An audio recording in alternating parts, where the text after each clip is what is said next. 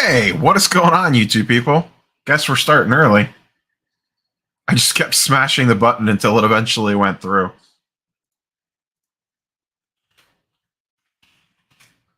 Well, early slash late.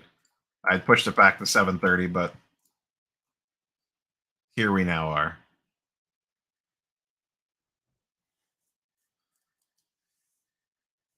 Sorry, I was searching Twitter to see what the hell was going on with StreamYard there, but it was a global issue there. It seemed to start right as I was about to go live, and just kind of messed everything up. I could go directly through OBS, but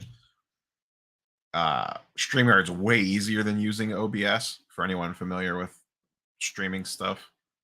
It's just super. StreamYard is very, very easy to use and has been extremely reliable up until this point. But so what is going on, YouTube people? Sorry for the 20-minute late start there, but we are up and running now. So I was, chatting in chat prior to this thing firing up. I will be at the Ship Shawana show this weekend. I'll be heading out there Friday afternoon / early evening to go to the trade night. There's a trade night the night before from 7 to 10 p.m. at the venue. So I'll be going to that in the middle of nowhere, Indiana. It's right around Notre Dame, give or take.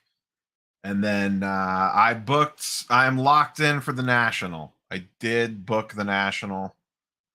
So we are 100% going to the National. What's up, Flippin' Steve? 100% in for the National. That room is locked in.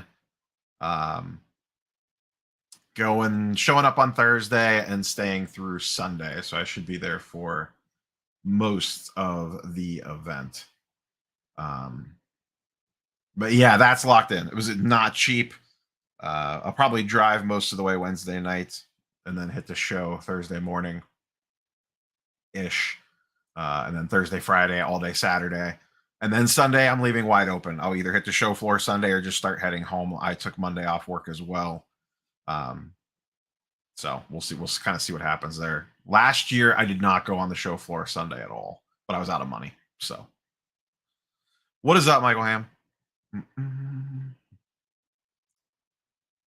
Just picked up a Garland City edition. Nice. I'm staying at the Borgata. I don't know shit about Atlantic City, but I know that hotel's pretty nice. I know someone that goes to Atlantic City quite often to play poker, or at least they did, and they stayed there a lot and said that hotel was pretty nice. It is not on the boardwalk. It is off the boardwalk, but it's not too terribly far from the convention center. Not walking distance, in my opinion. I guess it probably could be, but I'm not walking that in Atlantic City. So, thoughts on graded tickets? Not really my thing, at least from like an investment purpose. Would I mind owning like a 2016 NBA Finals Game 7 ticket? No, I wouldn't mind owning one of those. I'd actually rather prefer a Game 6 because I was actually at that game. Do they hold long-term value? I honestly don't know. I think the super rare ones do. Like the super, super meaningful stuff probably does. I think a lot of this random stuff is a little more tricky. But what day am I arriving at the National? Thursday. Sometime Thursday morning. I'm going to drive most of the way to Philly Wednesday night. Probably try to stay in Philly Wednesday night, get up Thursday morning, and then head in to AC. So, I mean, like the Dirk last home game, like stuff like that, I think is cool PC stuff. I don't know that,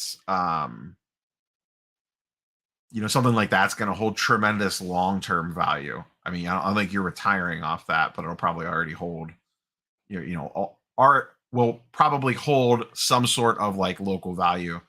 There's always be people that'll want that, but sorry, I'm backtracking through chat because I did miss some stuff. And I do, if for some reason, because of course, it seems to be my night tonight. If I randomly drop We have some significant storms rolling through, which I did not realize at the time I scheduled this. I would have waited another half an hour. So,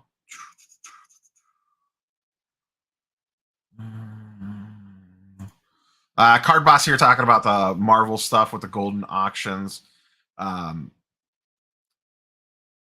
my general thought is that um, the golden auctions are going to have a negative impact on the lower end, the more common stuff. And when I say common stuff, I'm still talking PMGs, like bronze, reds of non-popular characters, maybe some vibranium stuff. I think it definitely impacts that stuff, and it's not going to crash, but I definitely think it's going to level out slash maybe slightly pull back, which is natural. I mean, I've been saying for months this stuff is not going to go up forever. I think the high end, super rare stuff, things that don't pop up very often, are still going to have really strong sales. And every once in a while, something Marvel is going to pop up that has not hit the market yet, and it's probably going to put up a big number. Some random blue or green PMG is going to come up, and it's going to go for astronomical sums because it'll be like one card that multiple people are chasing for a set, and they'll go to the mat for it. So, what ticket did you get, Steve? Oh, you got the Woodstock thing, I think, right? Is that what you're talking about? The Woodstock ticket?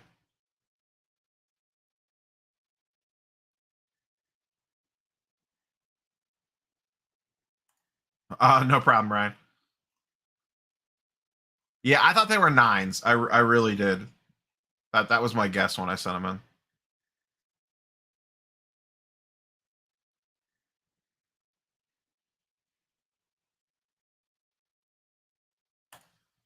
You got to make the trip up, Global. You got to try to time it so you can hit multiples all at the same time. Yeah, I'm not spending like multiple days in Philly, but like I could get to Philly in about 7 hours drive time. So I'll probably work a half a day on Wednesday at the real world job. Try to get to Philly. That'll put me about an hour outside of AC. I could get up at a normal hour on Thursday morning and hit the show floor relatively running on Thursday. Um, and then that'll give me 3 full days there. And Sunday, if I want it, because same thing, I'll leave Sunday and start driving home. I don't have to get home on Sunday. So if I decide to stay at the show on Sunday for most of the day, I'll just drive part of the way home and just get a hotel or whatever. So, Steve, if you're around tonight and you want to come on, just slide into my IG DMs. I could send you the invite. I didn't know if you were working tonight or whatever, traveling back from vacation or whatever. MJ debut ticket or 86 Fleer Jordan PSA 8? I honestly don't know, Jay. I don't have a Jordan Fleer, so my lean would be that way, but the debut ticket's probably more rare.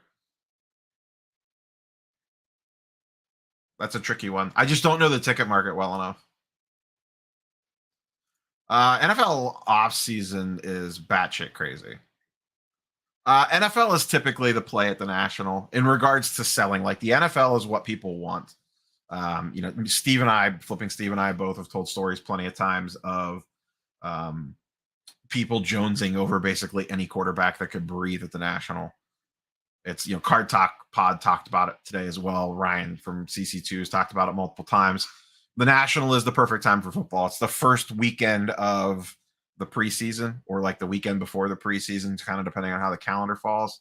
It's the Hall of Fame game that weekend. It's like the prime time for football stuff. It's not necessarily always the peak of the market, but I would argue it's peak liquidity, and those are two different things.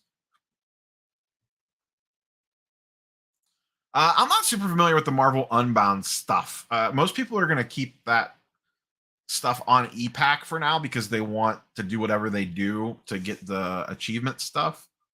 Grading anything is always a play.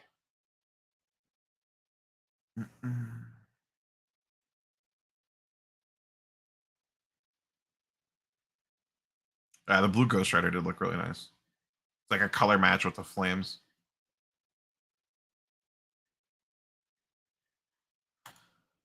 What do you think about NBA Hoops premium stock since it was printed that? I'm not big on NBA Hoops premium stock. I don't like most of the non I'm very selective. I really just want, like, if you're just talking about like silvers and random color parallels and stuff like that, I really just want optic or prism for the most part. Jays winning the World Series, I don't know, but their lineup is loaded, absolutely loaded. I said the other day on Twitter, anyone that follows me on Twitter would have seen this. I might adopt the Blue Jays for this year. The Cleveland baseball team is god awful. They have a payroll of about $45 million this year. I absolutely cannot stand the ownership. They haven't put money into the team in years, and I'm about sick of it. So, no. The second, I mean, Baker's basically not a Brown anymore. The only reason I PC'd him was because he was the Browns quarterback. So I still really like Baker, but I won't have attachments to his cards anymore. I've already sold some of like my base prism and stuff like that, what I had left.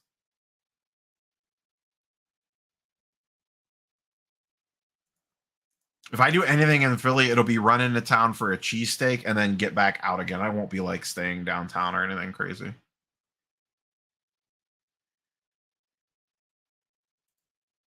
Like X-Men metal and stuff's been going really up, sealed boxes especially.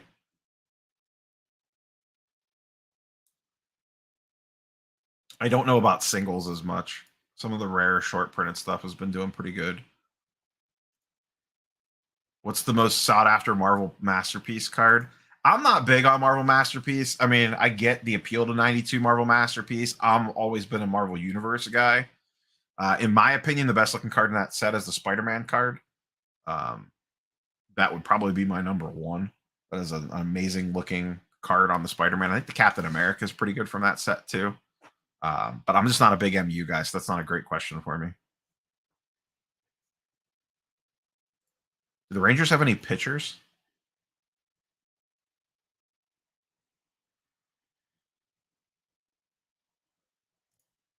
Oh, that's pretty cool find. Flux sucks. Don't let anyone tell you different. I saw some chatter going around, people trying to pump Flux. Flux is a junk product. Yeah, no one really wants Baker at the moment. The NFL offseason has been absolutely bonkers. Like, just straight bonkers. I have never seen an NFL offseason like this. Um, it's absolutely ridiculous. I've never seen this much shaking of the snow globe, if you will. I have not. I really have not had a chance to like do a deep dive on like prices. You know, I mean, Tua's stuff's going crazy today. I assume his stuff's going to spike. Tua's going to be on a make or break year, basically. For oops, out of focus there. Like, if he doesn't do it this year with all those weapons, like he's like that's it. He'll be a career backup slash fill in or whatever if he can't do it this year. But his stuff was absolutely flying today. I think Watson's prices would have went higher, but I think people are still scared of a suspension. Russell Wilson got a little bit of a bump. You know, Trubisky has been on an upward trend for a while now. Two is probably going to be one of the biggest winners price wise because his stuff was so cheap, along with Trubisky.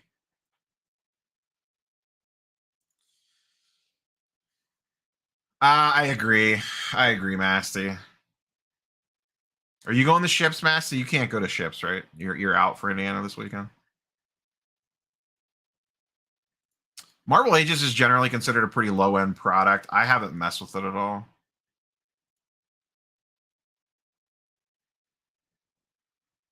Are the Titans the sealed ones that people are pumping to death? I don't remember what they're called. I just know that there's a particular card in Flux that people are trying to pump.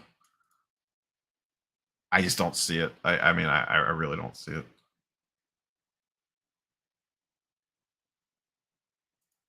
Yeah, it was only one first rounder though. And the Dolphins, correct me if I'm wrong, the Dolphins had a bunch of extra first round picks. So to me personally, I don't think it's like that terrible in the grand scheme of things. It's ridiculous, the Prism Optic thing. I still don't know when we're actually getting it. They still keep pushing it back. I think the last I heard was May or late April, I think, and I wouldn't be surprised if it moved again. Yeah, it's freaking wild, man. It is absolutely wild. Someone said today it's like the player empowerment era in the NFL. And I mean, spoilers for tomorrow's videos. Um, I've been saying this for a while. I finally recorded it, given the news today. I wouldn't touch a Patrick Mahomes card with like a 10-foot pole for what they're going for right now.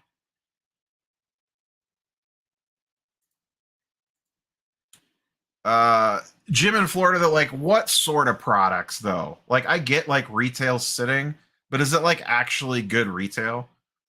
Like on the retail side of things, like I'll panic when like Prism is sitting. If I could walk into a Walmart any day of the week and find Prism on the shelves, non-baseball Prism, like football, basketball Prism, and it's just chilling in blaster boxes on the shelves, that's when you know the party's over. People are smart now. They know not to buy this like crap Tops opening day stuff, and top series ones printed to the ground.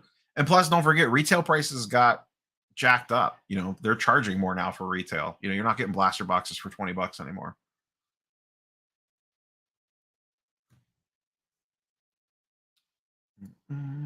One second. We may have some sort of special guests.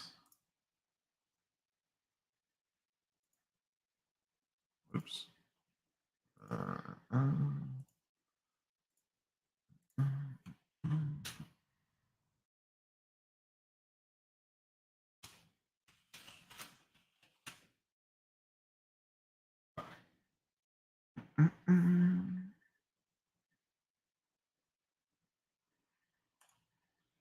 Yeah, I don't remember what two it was going for back in the day.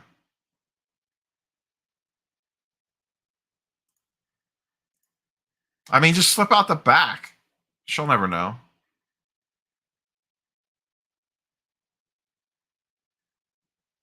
Yeah, to me, it didn't seem like that bad of a deal for Miami. Like, given their current situation in regards to what they had for draft picks and stuff.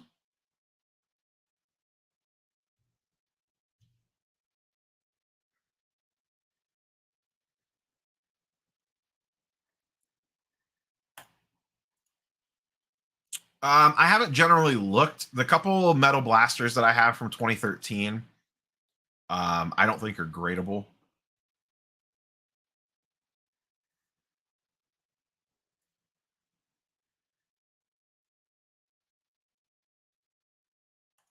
I've been crazy, Kev. I've been saying the Mahomes 2017 Silver Prism's overpriced for about a month and a half. Uh, you'll love tomorrow's video. Then you will love tomorrow's video.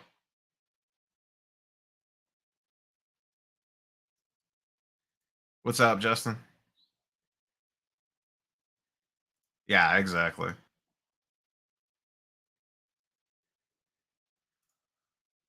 I don't know that I agree with this. 2018 football silver prisms are one of the rarest cards there are. 2017 silver prisms are fairly low pop too. I would agree with this statement for 2018-19 basketball and onwards, not so much with football.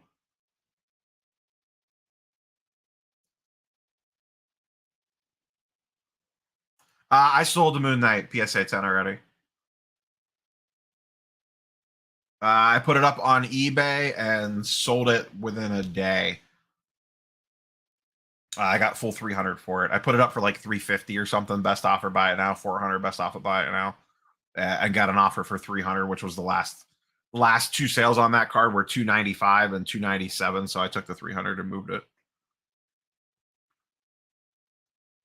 The only big card I have left from that submission is this. And I honestly just don't know how to price this. Like I have it on eBay for some ridiculously high asking price, just seeing what offers roll in, and I think my number is too high and it's scaring people off because there's no comps on anything like this. I think a PSA 9 of a different version of this card just did like 80 or $100. give or take. But this is like a pop 4 or 5, I think. So I really don't know what to do with that card. Pricing wise, anyway. I had the PSA 8. I actually sold it at Card Collector 2 trade night. I was going to hold on to it, but then someone offered me like $60 for it or whatever, and I was like, that's fine, and just moved it.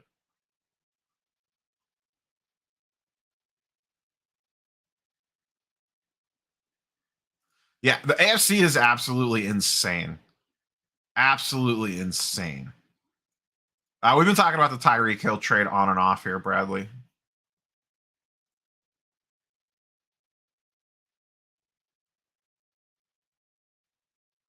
Yeah, like his base optic PSA 10. I looked once again. I recorded the video for tomorrow. It's already posted and ready to rock and roll. His PSA 10 base optic is like a $1,400 card. That's insane. It's like $1,300, I think, is the last comp on his PSA 10 base optic. That's like a $600 card. There's no way that's ready.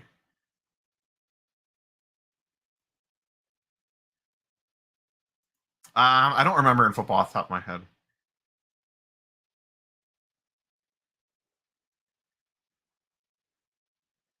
Boy, you're dead on there, Mercer 85. I see you back there, Steve. I'll get you in just a second. I want to go to a Dallas show. I just don't know which one. I really want to go to a Dallas show. That is 100% on my radar to go to a Dallas show. I just don't know which one it would be.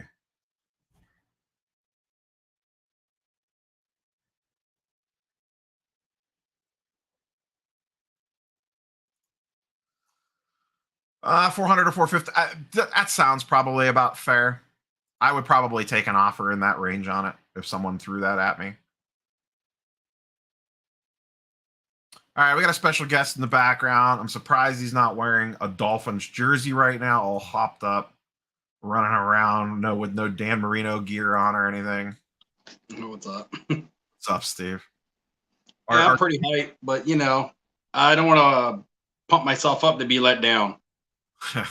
On a scale of 1 to 10, how where are you at with this Dolphins trade? If anyone doesn't know, Steve is a Dolphins fan, so he has the perspective on this from that side. I like it. I think it makes a lot of sense because everybody's going to be like, you guys traded away so much draft capital, but over the past 3 seasons, we've done nothing but stockpile draft capital for an opportunity like this. You can only sign so many draft picks.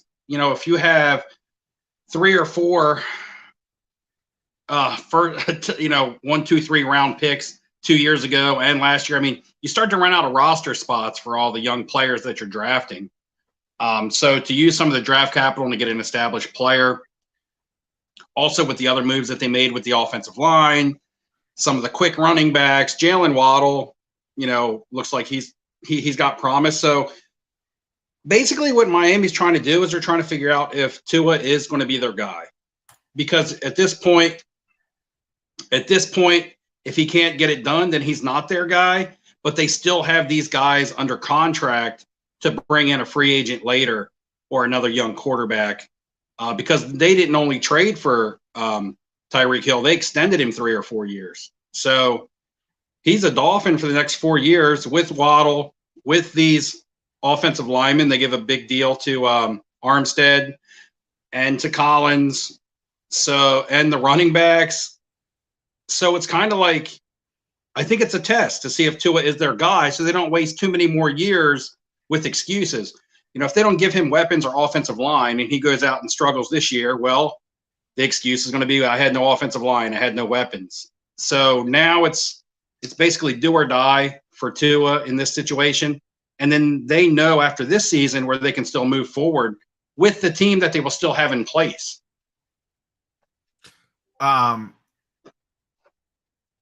Do you think? Okay, so Tua, yes. Sell now on the hype of this trade. Wait to like the national, or are you holding into season because you think he'll outperform expectations? Sell now. Rebuy in a month and a half to 2 months, and carry into the national.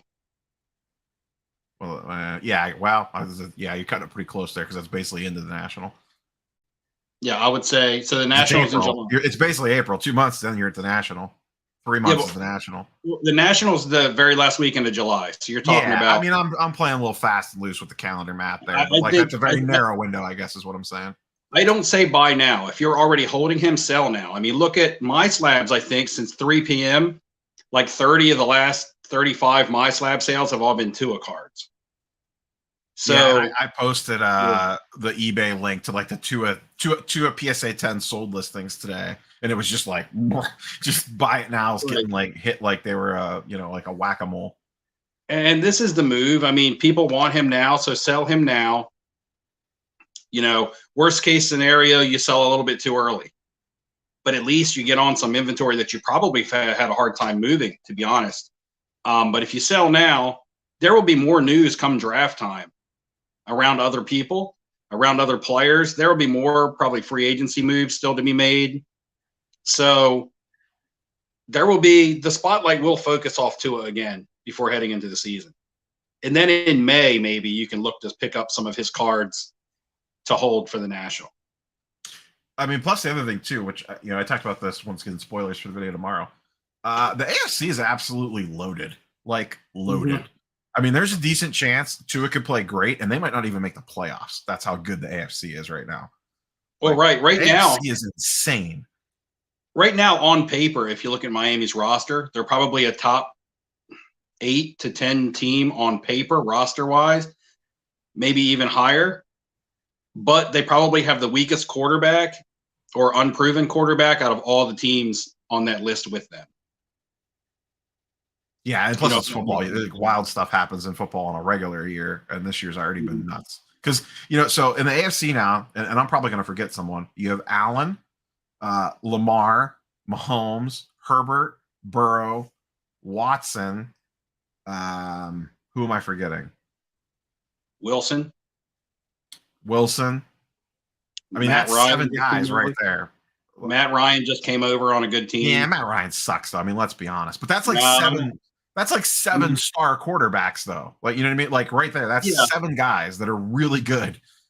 I think Matt Ryan's been kind of mailing it in, and he didn't have a whole lot last year. I mean, his number one receiver was a running back / player, Cordell Patterson, because Ridley had his issues and Julio Jones was gone. So yeah, Pigskin says Carr. I don't put Carr in that territory, but Carr's good. Carr's good. I don't put him on like the Mahomes level, obviously, in the Allen level, but Mahomes is solid. I'd rather have Carr than Tua. Mm-hmm. Yeah. Who would you rather have, Carr or Tua? In this offense, Carr. Yeah. So would you rather have Matt Ryan or Tua? I'd personally rather have the unknown upside of Tua over the. Well, it depends. Ryan. In this, Tua probably because Ryan's 37, but see, Ryan is that piece that a team is looking for to go ahead and give them that push. In the Colts, that team is built to win, but those guys are probably on contracts coming up. So it's like the last, they tried with Rivers, they tried with Wentz, and now they're going to make a push at it with Matt Ryan. So it's like that team over the past couple of years is talented, but how many of those guys have, expiring contracts? And that's the whole reason that it made sense for the Chiefs to move on from Tyreek Hill. They had to for their future. So to be able to get the amount of draft capital that they got made sense for them. I think the trade made sense for both teams because they're going to end up in a Devontae Adams situation or something with Tyreek Hill if they don't get what they can get for him now. So I asked this question in my video tomorrow. I'm going to ask you in chat. You can feel free to fire away at this. What is more likely? Mahomes goes to another Super Bowl or Mahomes never gets to another Super Bowl? I think Mahomes will get to another Super Bowl. I don't know if he'll ever win another one because it's hard for anybody to even win one Super Bowl. He did it so young, but I think he'll get back to another one. Even if it means. If I sat here and I told you Mahomes is never going to go to another Super Bowl again, that's not like the most wild thing on earth. I mean, look what we just ran down in the AFC that he has to get through, and now he does not have Tyreek Hill. Yeah, but they're going to use that draft capital to draft some offensive weapons, and also it wouldn't surprise me if we're talking about this, 12 years from now and saying Patrick Mahomes just got traded to a team that needed a quarterback to put them over the top. Could you see Matt Ryan or Patrick Mahomes in a Matt Ryan situation 10 years from now or so? Could you see him in a Matt Stafford situation 12 years from now where a team is built to win and they need a quarterback that's done it before, that's been a playoff quarterback and that has had a good career behind him coming in somewhere else? So, with today's market, is he a Chief for life? I don't know about that. Could he be that guy 12 years from now? And could he be that guy, in 3 or 4 years from now with the Chiefs, or even this year coming up? He could be. They lost Tyreek Hill. If they went to the Super Bowl this year, I still wouldn't be surprised. I can say that about 5 teams. Would I be surprised if the Bills made a Super Bowl? I wouldn't. Would I be surprised if the Browns made a Super Bowl? I honestly wouldn't. Just depends on the Watson suspension. Yeah, but that's another team that was built to win.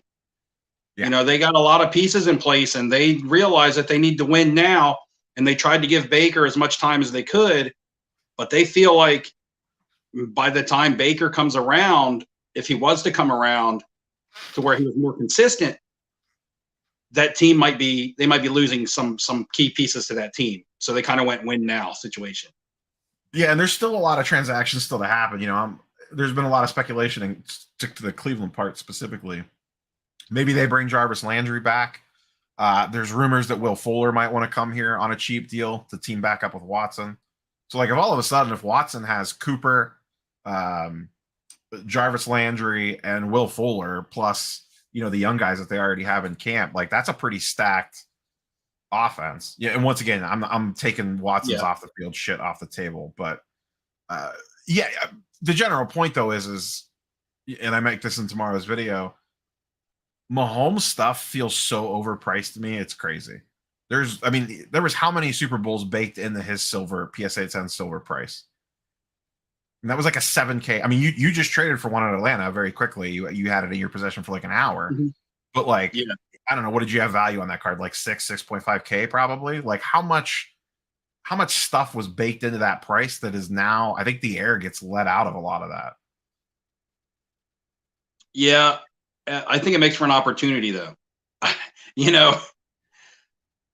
Patrick Mahomes tends to be the guy that everybody is kind of cool on right now. I think I talked about this with Dakota because we're talking about Allen doing what he's doing with the Bills, and Burrow and Herbert, and those guys are being great. Patrick Mahomes has still been in the AFC Championship, 3 years in a row? And two Super Bowls. So it's he's the guy that everybody's being cool on, as being it's so hard to live up to those expectations when you've done what he's done already. A lot of people would call what he's already done a good career. MVP, Super Bowl MVP, a Super Bowl victory, 2 Super Bowl appearances. That's a lot. That's a career, already. So there's a lot of baked into his cards. But a lot of people that think that, they take any team that loses a player like Tyreek Hill, they take a hit. But if people are expecting the Chiefs or Patrick Mahomes to fall on their face, I believe that's a mistake. They'll still be a really competitive team. I could see his prices coming down a lot over the next. Oh yeah, I can see his card prices. But that's what I'm saying. I think it makes for opportunity because he was so hot, so early, so young that his cards became obtainable, so unattainable for a massive demographic so quickly. I believe now it might lower some of his cards to where some people who would like to have some of his cards can now have an opportunity. And, some of the baked inness is gone. Some of that baked in goodness is now gone. And now you're going to be able to get the cards a little bit more affordable. And then they will start to rise again based on performance if performance is something that happens. Yeah, for me to get into a 2017 Silver Prism, that thing, for me to feel comfortable getting into it would have to come down at least 50%. Right. And we don't even really know right now. It's really hard to judge what the actual comp is on that card because they've been getting shilled so hard. I did see, so when I was researching for tomorrow's video, There was a My Slab sale, so you know that's confirmed and good for $5K. Buy it now. My Slab sell at $5K. All the auctions are going $7K plus because they're all zero feedbacks running them up. Yeah. So I think it's probably a $500 to $5,500 card, and that was before the Hill trade. I still think that has room to come down multiple thousands, in my opinion. I think that could be I don't know. To me, it feels like that should be like a $3K card max. Yeah, it's just a tricky. I mean, because what's a Burrow or a Herbert silver? Well, it's different though because Mahomes didn't have a base. I know, but what I'm saying is the tricky situation is that it had a print defect. Yeah, the pop count on that's low, but even like a Mahomes base optic is $1,300. A base optic, but that's kind of that's $3,500 pop. But I mean, that's pretty good and down though, right? That's pretty good and down. An Allen Mahomes optic base is $450. Yeah. I mean, Allen doesn't have a Super Bowl ring, so yeah. I mean, I'll give it a little bit of juice for that for sure. But I think it's that's an affordable Mahomes card. You know what I mean? Like there starts to become a floor where people won't let a certain card fall below. You know, we've discussed that floor got pulled out today. You think so? I think the Hill stuff is going to let it. I think that changes the math equation for a lot of people, and the narrative and the general narrative of the AFC being like a freaking powerhouse right now. Like even with Hill, if they don't even make the Hill trade, the AFC is insane. And now you take Hill off. Now, yeah, they still have time to do stuff. You know, could they trade for someone? You know, do they bring in a bunch of guys with draft picks or whatever? Sure, but that's still not going to be Tyreek Hill. I mean, the guy's a head case, but to answer your earlier question, a Burrow silver is 4K and a Herbert silver is 3.6. Well, one hasn't sold in forever. So you're looking at those 4K. Yeah.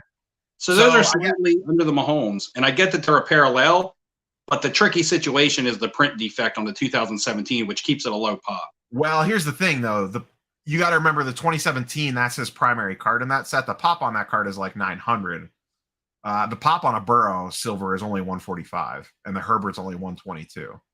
But I don't. When you get into the 2018, 19, and 20 Prism football, the silvers are actually a lot harder to hit. So in 18, I know weird because of the way 2017 was made.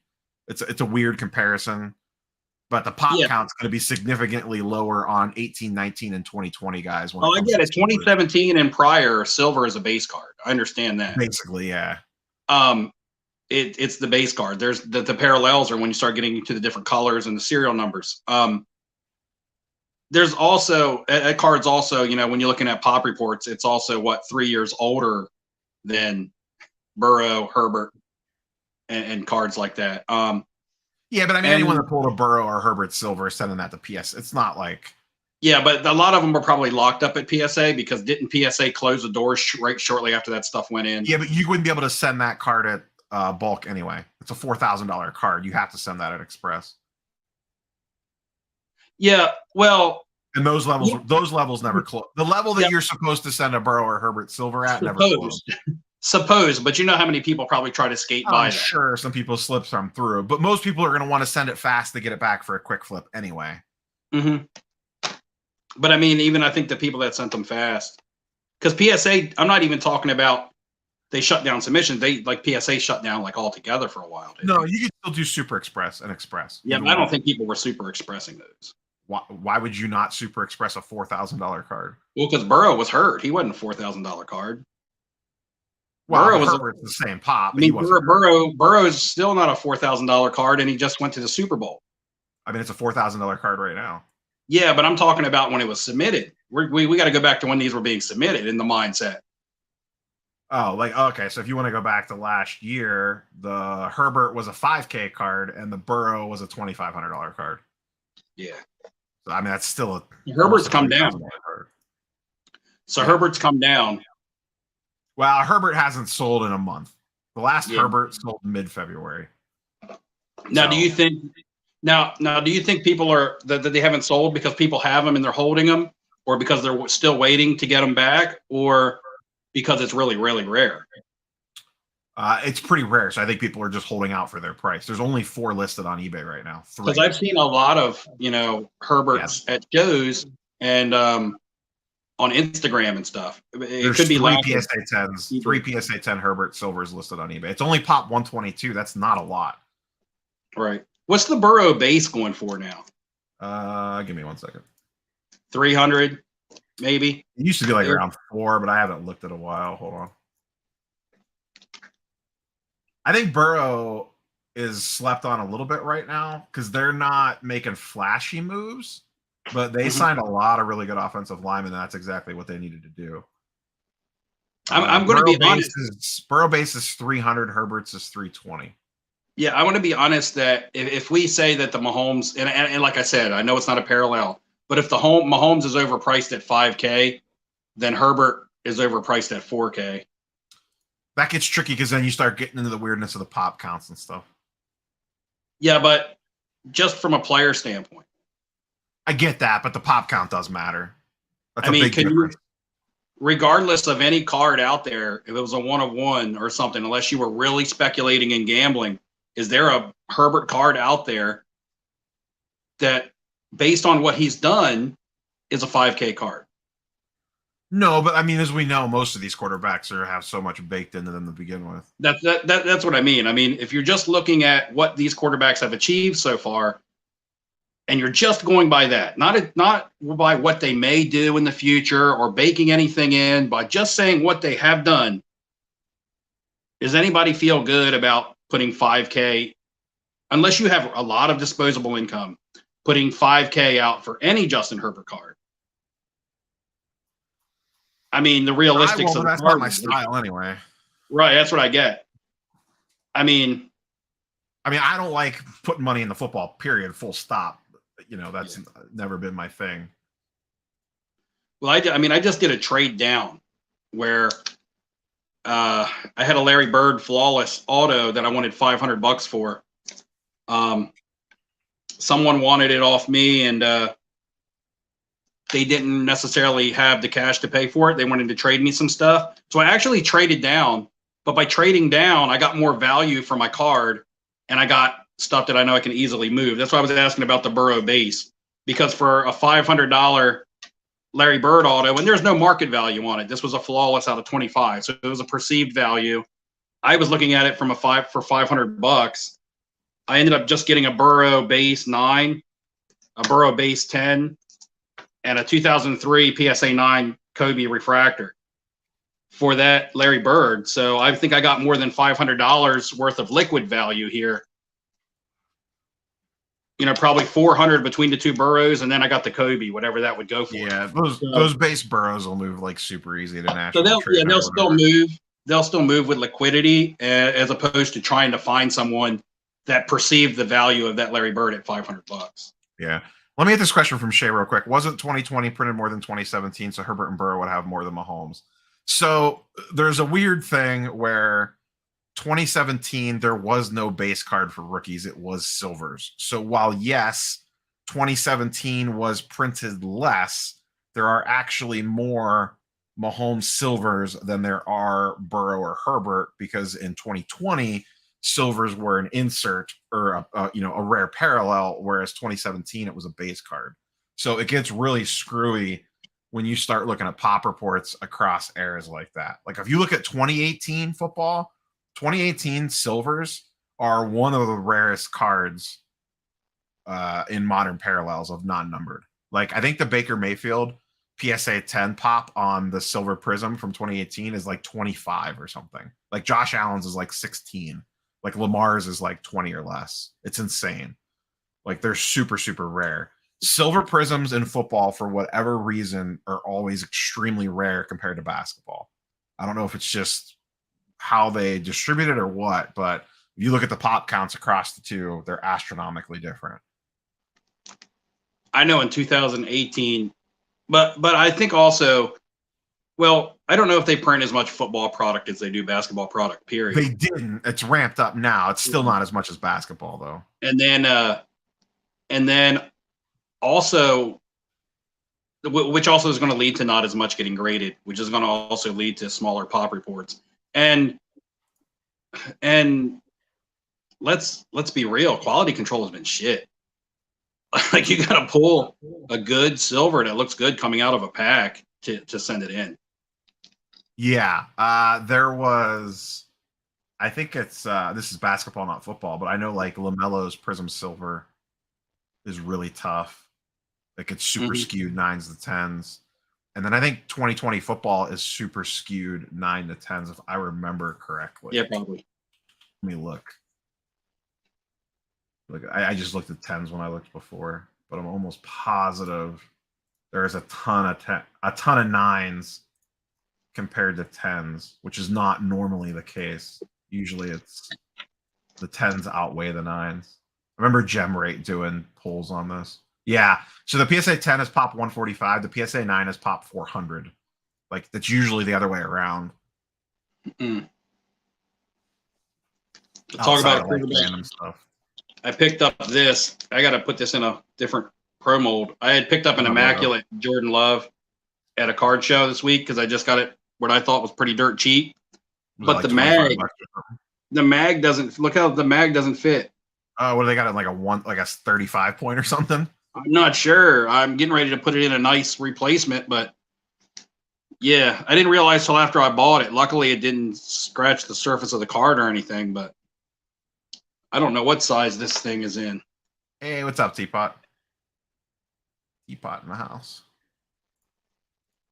What's your next big show? I'm going to 200 table show this weekend. Chantilly for me. What is that? First weekend in April? Yeah, first, second, and third, I believe. The Friday, I won't be there till late at night. I'm working. So I'm working Friday night, and I'm going to head out about 7:30 p.m. from work, leave about 30 minutes early, try to hit the road from Delaware around 8, and it's about a 2-hour ride.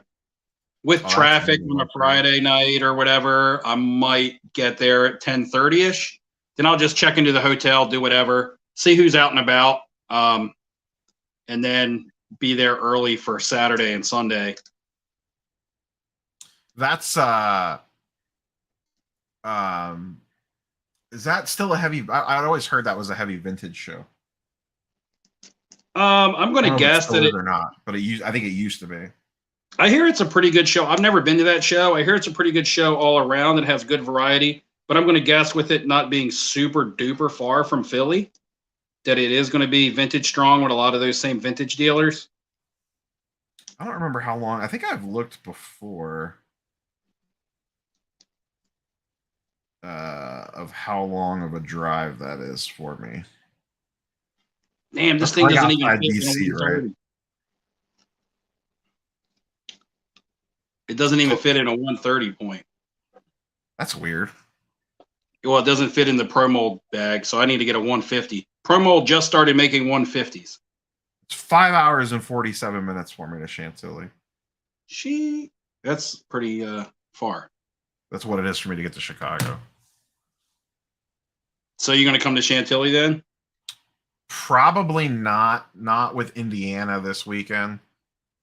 And then I'm going to we have an out-of-town wedding coming up for a weekend too. So I probably will not be at Chantilly. Yeah, I'm meeting Kenny there, so that's local for him, kind of, isn't it? Ish. Yeah, it's not too far.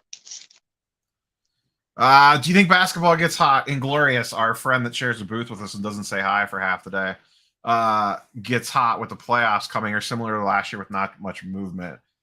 I think it's going to be similar to last year. Some players will get hot in the playoffs and their prices will spike, but I don't expect like massive increases over the next 2 weeks because really we're like the playoffs start real quick here. The Cavs only have like 10 regular season games left. Like we're basically in the NBA playoffs. You know, do you see that any differently? Like the guys that I can see moving, getting a little bit of an up arrow in the playoffs is going to be like when you're coming into a new season. Guys that aren't expected to do what they end up doing. And you know, Ja is an example of that. Everybody expected Ja Morant to be good, but nobody expected him to be an MVP contender and have Memphis in number 2. So that's why his cards are up. His cards aren't up because all of a sudden Ja Morant's a good player. His cards are up because he exceeded expectations. If there's a player or a team that exceeds expectations in the playoffs, I can see some of those players going up. The Celtics have come out of nowhere and shocked a lot of people. And that's because Jason Tatum's a slow starter. He's always a slow starter, and he has been one of the hottest players probably over the past month. His cards have actually seen a little bit of a run up. I wouldn't say a run up, but they've seen an incline in interest and in price. I was actually able to sell my gold prism that I had. Oh, did you move that? Yeah, I did. I actually moved it more than for. I got more for what I was asking for it at Atlanta. I didn't move it in Atlanta. And then I put it on my slabs for more money, and he goes out and drops 50 and has a couple other big games. He's up to 27 points per game now, where all season he was right around that 23 to 24 mark. To run your point average up 3 points within a month says you're really lighting it up every night. Especially this late in the season. Yeah. So, and the Celtics, who had kind of been written off, are now sitting at number 4. They passed the Bulls. So somebody like that. There's other players that I like that a lot of people disagree with me about. So I don't like to talk about them because people are going to say, oh, you only just like that player, or this, that, and the other. But, I think Tyler Hero has a couple big playoff games. His points per game average has gone up as well. It's been sitting right around 20 to 21 all year, and I think it just crept up over 22 points per game. He's been having some good games, and he's a guy that in the beginning of the season I predicted to have 18 points per game and win the sixth man. Now he's carried it all year long. He's never averaged below 20 points per game all year. He's been he's been the definition of consistency, and people still want to hate on him, maybe just because of his look or his attitude or whatever. But Miami's primed to make a run, and he's going to get more national attention, and he's going to score points. That's what they put him on the court to do. So I can see some popularity for him, and it might just be short-lived. I'm not saying he's the next great NBA All-Star or anything. But yeah, I mean, I can see, people are kind of writing the Cavs off to losing the first round. Like if the Cavs win a round and are competitive in a second round and Garland looks good doing it, I could see his stuff leveling up again, or I could see his stuff pulling back if they get swept. You know what I mean? Like, yeah, at this point, I don't think people want to get too cute with it. They're just going to kind of wait and see, and then it's going to ride the hotness of someone getting going off in a series or whatever. I look at Trae Young last year, and everybody knew Trae Young was good. He was probably the hottest player coming into last season, not the season that just started. But you remember how hot Trae Young cards got that season. He was selling more than anybody quantity-wise, and his prices were going way up. And then Atlanta stumbled out of the gates, and then Atlanta got super hot, but his cards just kind of hovered, and they got into the playoffs. But when they beat the Sixers in the playoffs, his stuff spiked again because they weren't supposed to do that. So it was kind of another situation where he exceeded expectations. But as you continue to exceed expectations, though, the bar gets set higher and higher for you every year. How many times can you make it to a championship game or a championship series and get eliminated before people are just kind of like, okay, you need to take it to the next level? I think Ja Morant will establish himself there this year, whether he wins MVP or they go to the Western Conference Finals and don't make it. Then it's kind of like, what is it going to take now for his cards to go up even more? Yeah, he has the potential. If they make a Western Conference Finals run, his stuff will get muddy, I think. And let's not forget Zion put out an Instagram of him doing a monster dunk between his legs and get a little buzzy. Yeah, but he's done for the season now, so I think people will take that headline over the dunk. Jeter Collector asks, do you feel Durant autos are undervalued? In general, this is my loose take on this. I don't know about autos specifically, as I don't autos really aren't my thing per se, though I haven't picked up some more lately.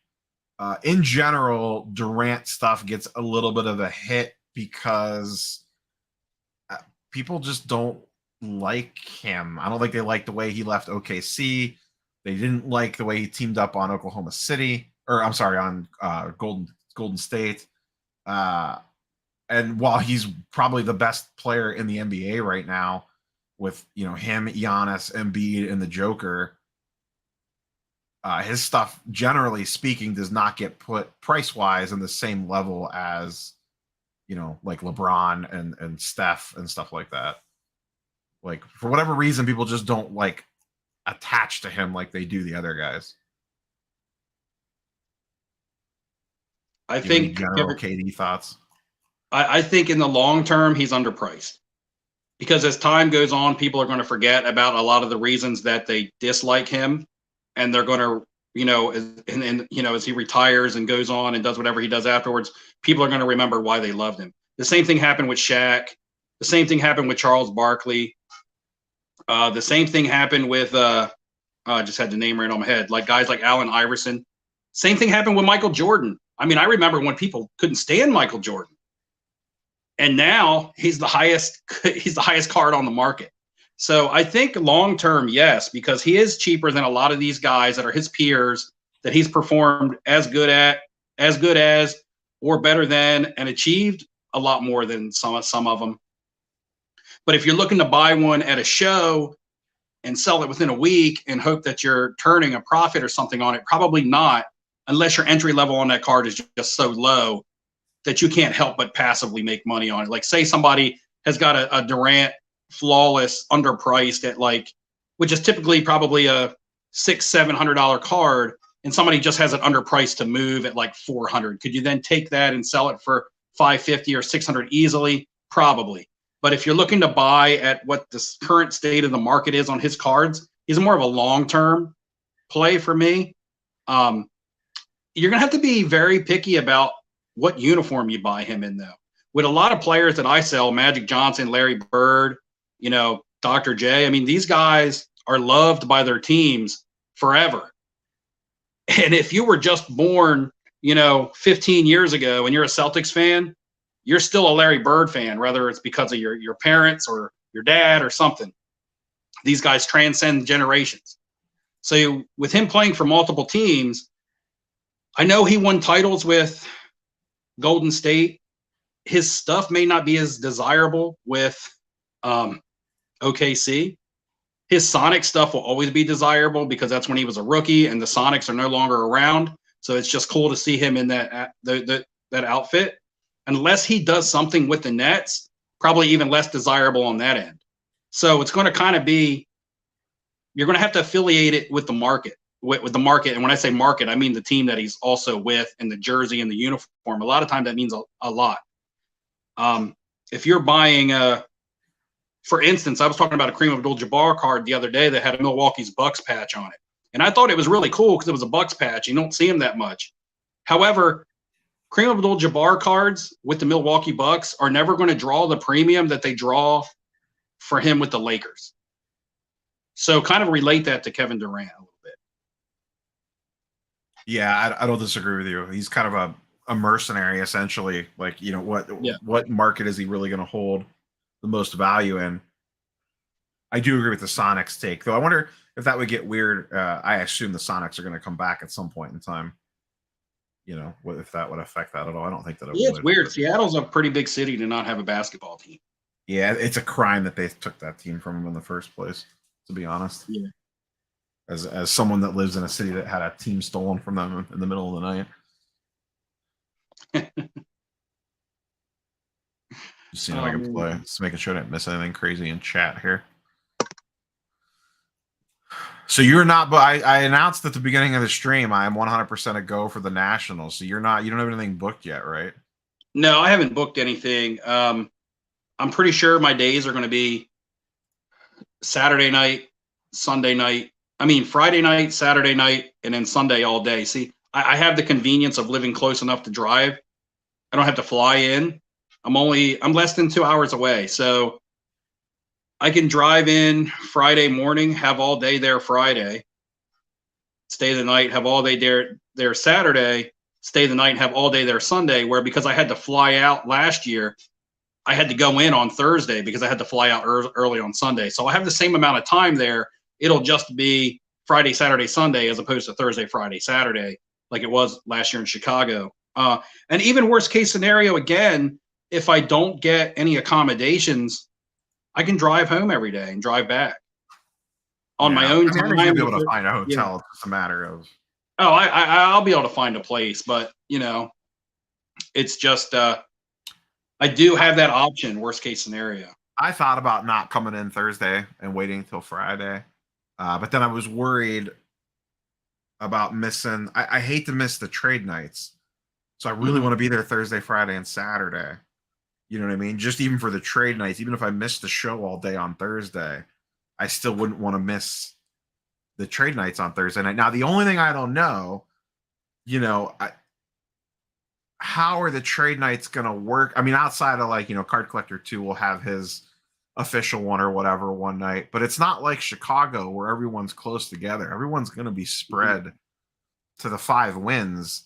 So, I feel like one hotel or 2 hotels are going to turn into the place, whether it's the Sheraton that's right there because that's where a lot of the dealers are staying, or if it's another hotel.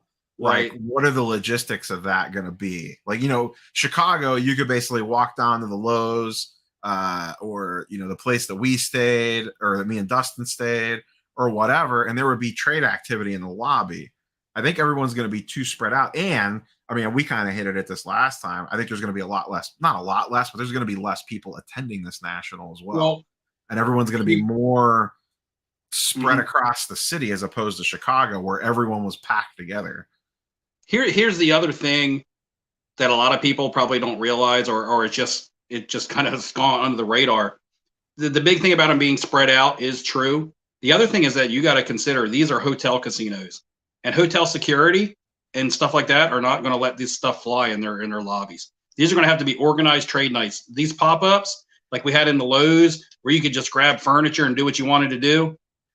Oh, hell no. These casinos got big security teams, and they're going to be kicking people out left and right, and they have the right to bust you up if they want to. So trust me on that angle, that they're not going to let people just be popping up in their lobbies, for trade nights, because this isn't just a hotel. This is a big business hotel with people coming in and out that either have lots of money with them or plan on spending lots of money there. They're not going to want to disturb those guests at all. And casino security at a lot of these is no joke. It's not like going into Lowe's and they may have one security guard, if that. No, there's going to be teams of security guards that don't mess around. So, I honestly didn't even think of that angle, but you were 1,000% on point. And you would know better than most would. But I mean, I don't know. I feel like on the flip side, though, these hotels are also massive. I feel like there's probably somewhere where, at least if you're staying in that hotel, like if you're a guest in that hotel, that there would probably be a place that a group of people could probably go off to in a corner and relatively be out of the way just because of the massiveness of a lot of these places. You know what I mean? There's going to be of course, all of them have ballrooms and convention rooms and stuff that they allow us to use those free of charge. That's one thing. Or if people actually rent them out and sponsor them or whatever. But as far as popping up in the lobbies where people are checking in and checking out, I'm going to guess, unless security detail for that security or for that hotel doesn't care, or the hotel just doesn't give a shit. Their number one priority is their guests that are staying there to gamble. And the pop-up trade nights won't work. Yeah, I did not think of that aspect of it. And I know I saw on, I think it was Mojo's Chicago vlog, the Lowe's was checking people's room keys this time around in Chicago at the show last weekend. He showed the security guy walking through the lobby and asking people for their room keys, and if they didn't have one, they were making them leave. And that was at the Lowe's, you know what I mean? Like what you said with the one security guard. Yeah. Because you gotta imagine they hated that shit after the National. I mean, their hotel basically got taken over by a flash mob, essentially. Yeah. I mean, these casinos will have you know what I mean? They will have way more space. The lobbies in these hotel casinos are way, way bigger than the Lowe's. They'll have way more space. They have way more like venues within the hotels to set up. if they allow that. But setting up in the lobby like the Lowe's look won't work. I mean, because it'll take one complaint. I'm telling you, as someone who works in the casino business, it'll take one complaint by someone who spends a lot of money at that casino for that stuff to get shut down quick. Yeah. Do you think there'll be a situation where, like, I mean, I don't know what the sports books look like in these places. You know, is there like a general population area that people can hang out and chill like in a sports book with cases open? The sports book is usually its own separate room. It usually has bars set up in it. You're more than likely going to have to be 21 years old to get in, which is going to cut out a demographic. That's true. I didn't think about that aspect of the AC too, that there's going to be certain areas where people are not going to be allowed to go.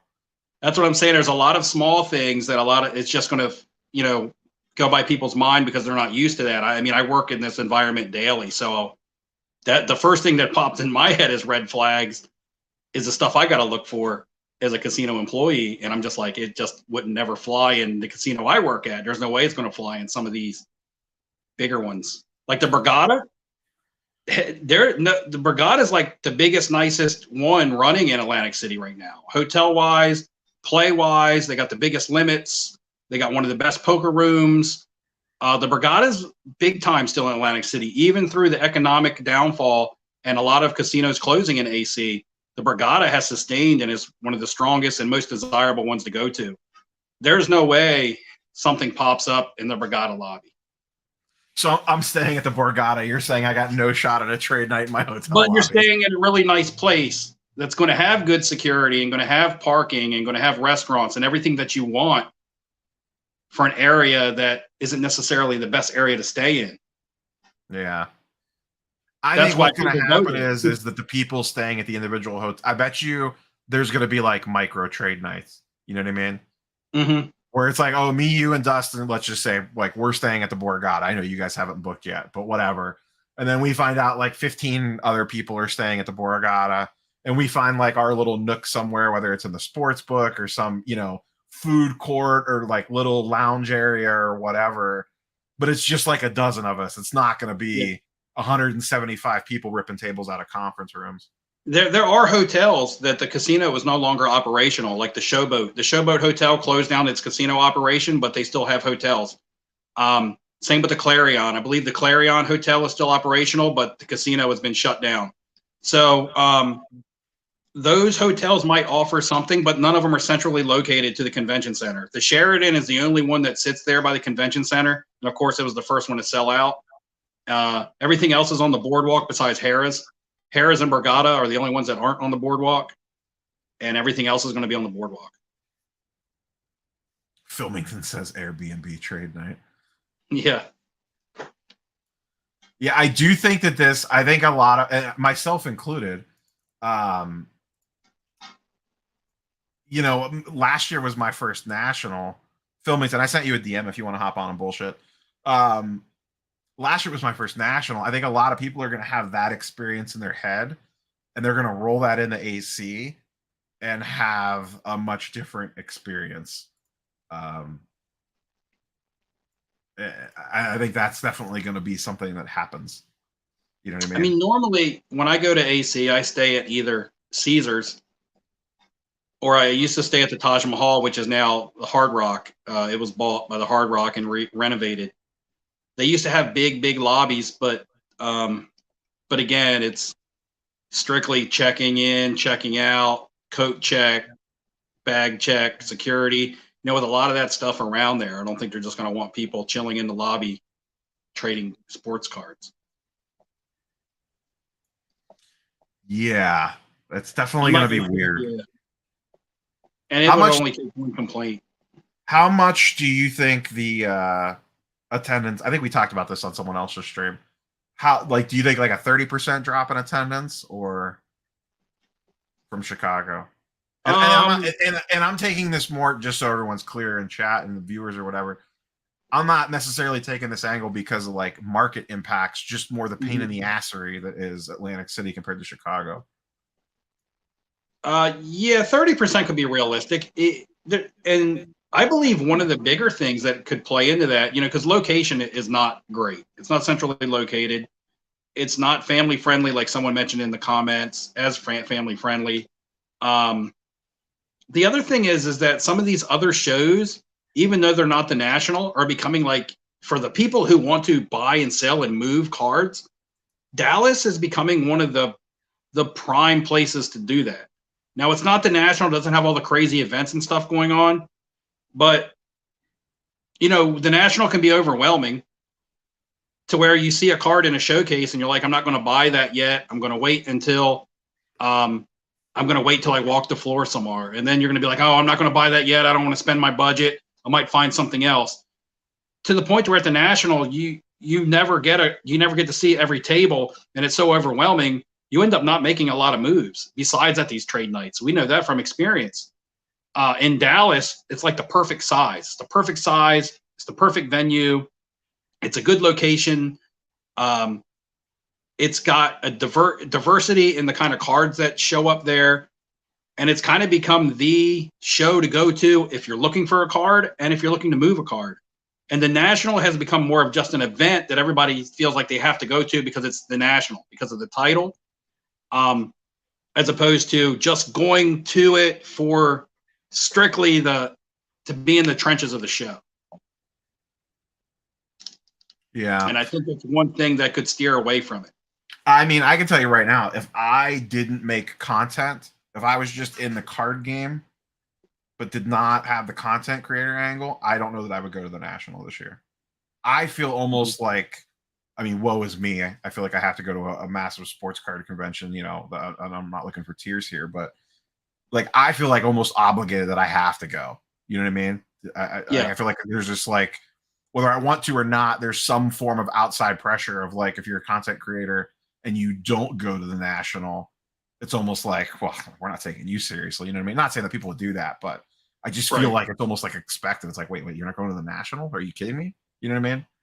Yeah, and everyone wants to go. Well, a majority of people want to go, and not unfortunately everybody can't go, whether it be budget or their job or regardless what the reason might be. And those people who are the viewers of your channel will want to watch, and they want to see what goes on at the national because they would like to be there and they can't. And then those people relate to you or me or whoever their favorite content creator is.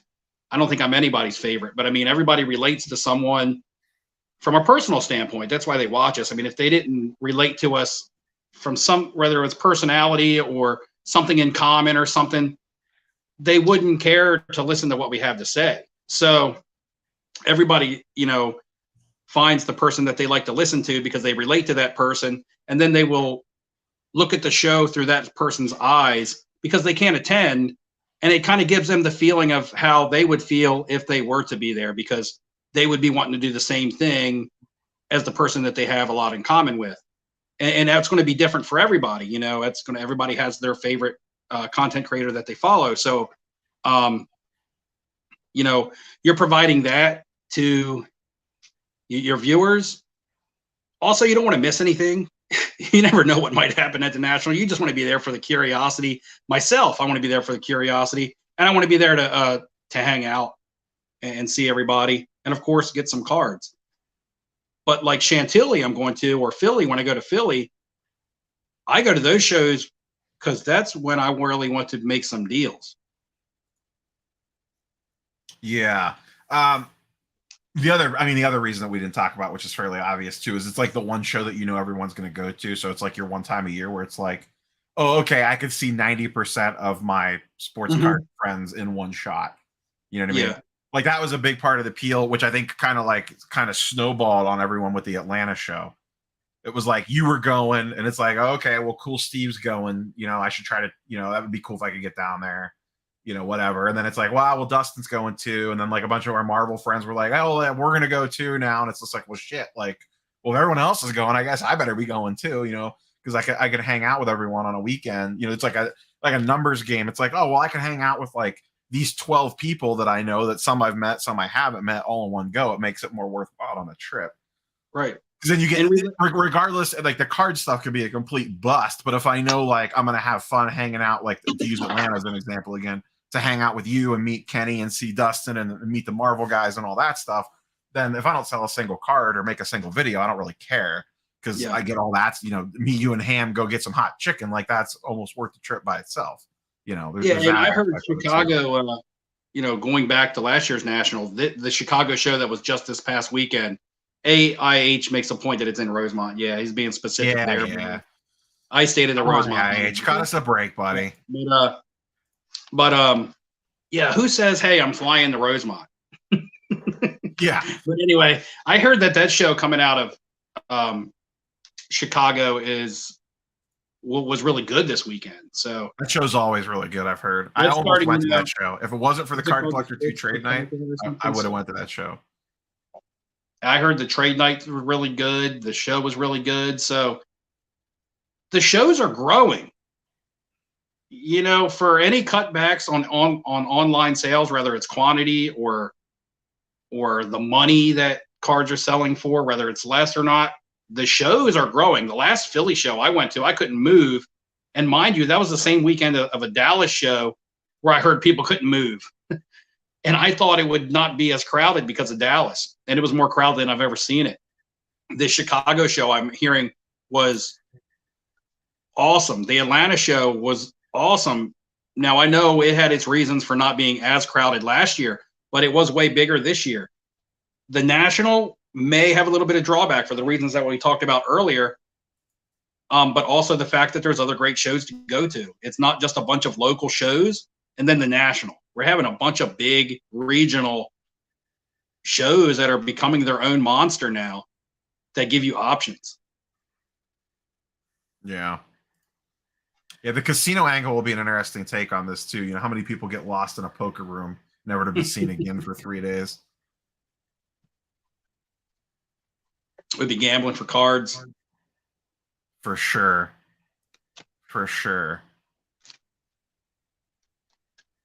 Loco says the Sacramento show was super crowded. I know this past weekend was one of my local shows, and it was a little slower than normal, but I think it was more of a niche thing.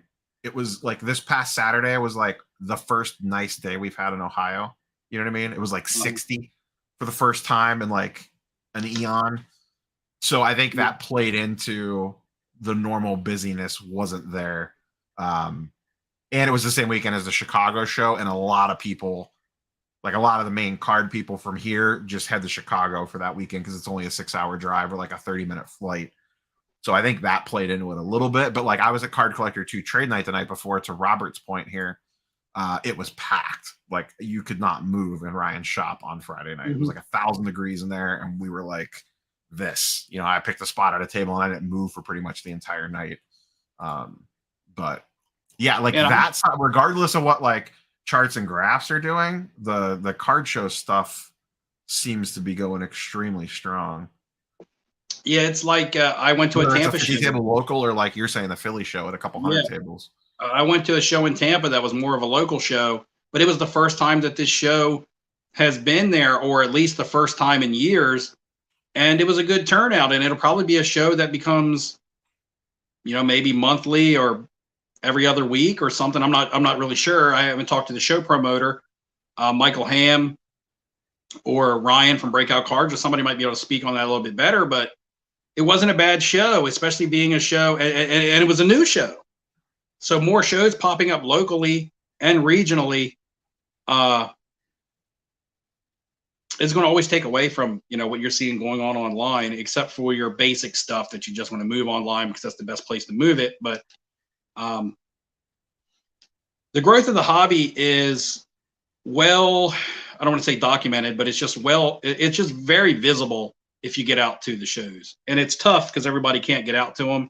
And I can't get to nearly as many as I would like, but yeah.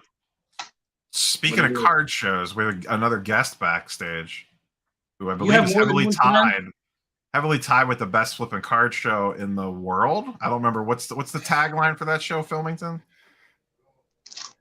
I don't know. It's called Best Flipping Card Show. Is that this weekend, or did it just happen, or is it about to happen? It's once a month, and it's just once a month. I thought it was like every couple months or something. Yeah, which one's that? It's a local show. in Woburn, Massachusetts, which is very convenient for me. A couple of friends of mine set it up, and it's done really well. The last 2 or 3 shows, I think we beat broke attendance records in each of those. So yeah, that's going well for sure. I think January is when we saw the big tick up in demand. But I also wasn't at the December show because I was sick. But What's how many tables is that show? I think we're up to about 60 now. Nice. We've had to expand a bit in the hallway, and we've got a big backlog of folks that want to get in. So what I've been noticing is 2-3 years ago in Massachusetts, in New England, like the hierarchy of like the tiers of like the best shows in New England, it's completely flipped, and it all has to do with social media and advertising and promoting. And it's not even the promoters that are doing it; it's the people that set up at the show. That's what really makes the impact, because all of those people have a reach, and all of their network has a reach. So, catering to the young crowd, kind of like what Dallas is doing, you're not gonna get the most diverse um, inventory. You're gonna get a lot of the same stuff, a lot of showcases, a lot of baseball, basketball, football, some soccer, some F1 sprinkled in. Really not gonna get a whole lot of vintage stuff, which it's too bad. Even though I don't do that, I've had people come in and like, oh, I wanted to spend a lot of money, but I couldn't because I couldn't find the right vintage cards. Only a couple tables have those. I've also had people complain that there's not enough like dollar boxes and stuff like that. So yeah, you're never gonna please everybody. Yeah, the nice thing about the National, is that it kind of caters to everybody, right? Dallas show, very very similar to probably what I'm dealing with, except times 3 or times 5, times 10. I mean, I love a good like 60 to 70 table show. That's like my local shows are between 50 and 70 tables, depending on the venue. And it's the same thing though. Like they have wait lists. Like there's people that want to set up and they just don't have the space for it. Like it's crazy. Oh, look at flipping Like Steam a with the PNGs like a back there. potential 5K raw card in my hand, and I got a great sleeve up. Don't shake. Better cut that corner. I know, right? Don't ding this thing. That's raw. If I grade this out at a 7 or better, I'm probably looking at 7 to 10K. Philmington, what's going on in the Wonderful World of Baseball? It seems like prices really haven't been moving a ton one way or the other. Yeah, a lot of people have said that. There's different theories on that. It's like, well, maybe the lockout kept prices down, and that's why we didn't see like a run up that we usually see in December and January, or maybe because other sports are sort of soft, that baseball really hasn't, seen an uptick. The way I see it is, I think that the bump happened in like October through December. I just think it affected just a subset of players. I think Soto, Tatis, Wander, Witt, I think they got that bump. It wasn't huge. It wasn't maybe what we were used to seeing. And again, it wasn't across all players. And I think we saw a little bit of the flight to quality with Trout in January. Not across all of his cards, but like some of the more rare serial numbered stuff. The Bowman Chrome stuff got the bump more than the Topps Update stuff did. That was in January. And that's sort of been Trout's like sweet spot over the last 3 years. Like it's like each January. But I think this time, what I've been, I've heard this from other collectors, investors, whatever. I don't know if it's true, but they've said that potentially people that have gotten hurt from basketball maybe are looking for something a little bit safer, and they kind of flock to baseball just for something different. Like, oh, I got burnt in basketball, so I'm going to try this out. So that kind of magnifies, going for quality, then going for Trout, truly best of breed for all the modern players. Of the established modern players. Yeah, exception of like, Pujols and Miguel Cabrera and Clayton Kershaw. But, Trout's pretty safe. 3 MVPs. And like to your point too, like Soto basically peaked in October of last year. You know what I mean? Like he got his price adjustment as the season ended and then never went down. Like he just kind of kept keeping on, but he got his because he went nuclear the last couple weeks of the season, and it kind of like just carried into the off season then with like Soto specifically. Yeah, I follow Soto stuff pretty closely. He's my main PC. I've been in some people's channels lately, and I've said some stuff about Soto, and stuff can be taken out of context. That's why it's hard for me to make short videos, because it's hard to cover everything, and you can mislead people by saying like Soto right now is expensive, but that doesn't mean that I don't have a lot of money in him, and I don't think he's a strong play, especially relative to some of the other young players in the game. But yeah, Soto, last week of September, as soon as those MVP odds changed from like whatever 9 to 10 to 1 to 3 to 1, that's when we saw like a 30% bump across like all of his stuff.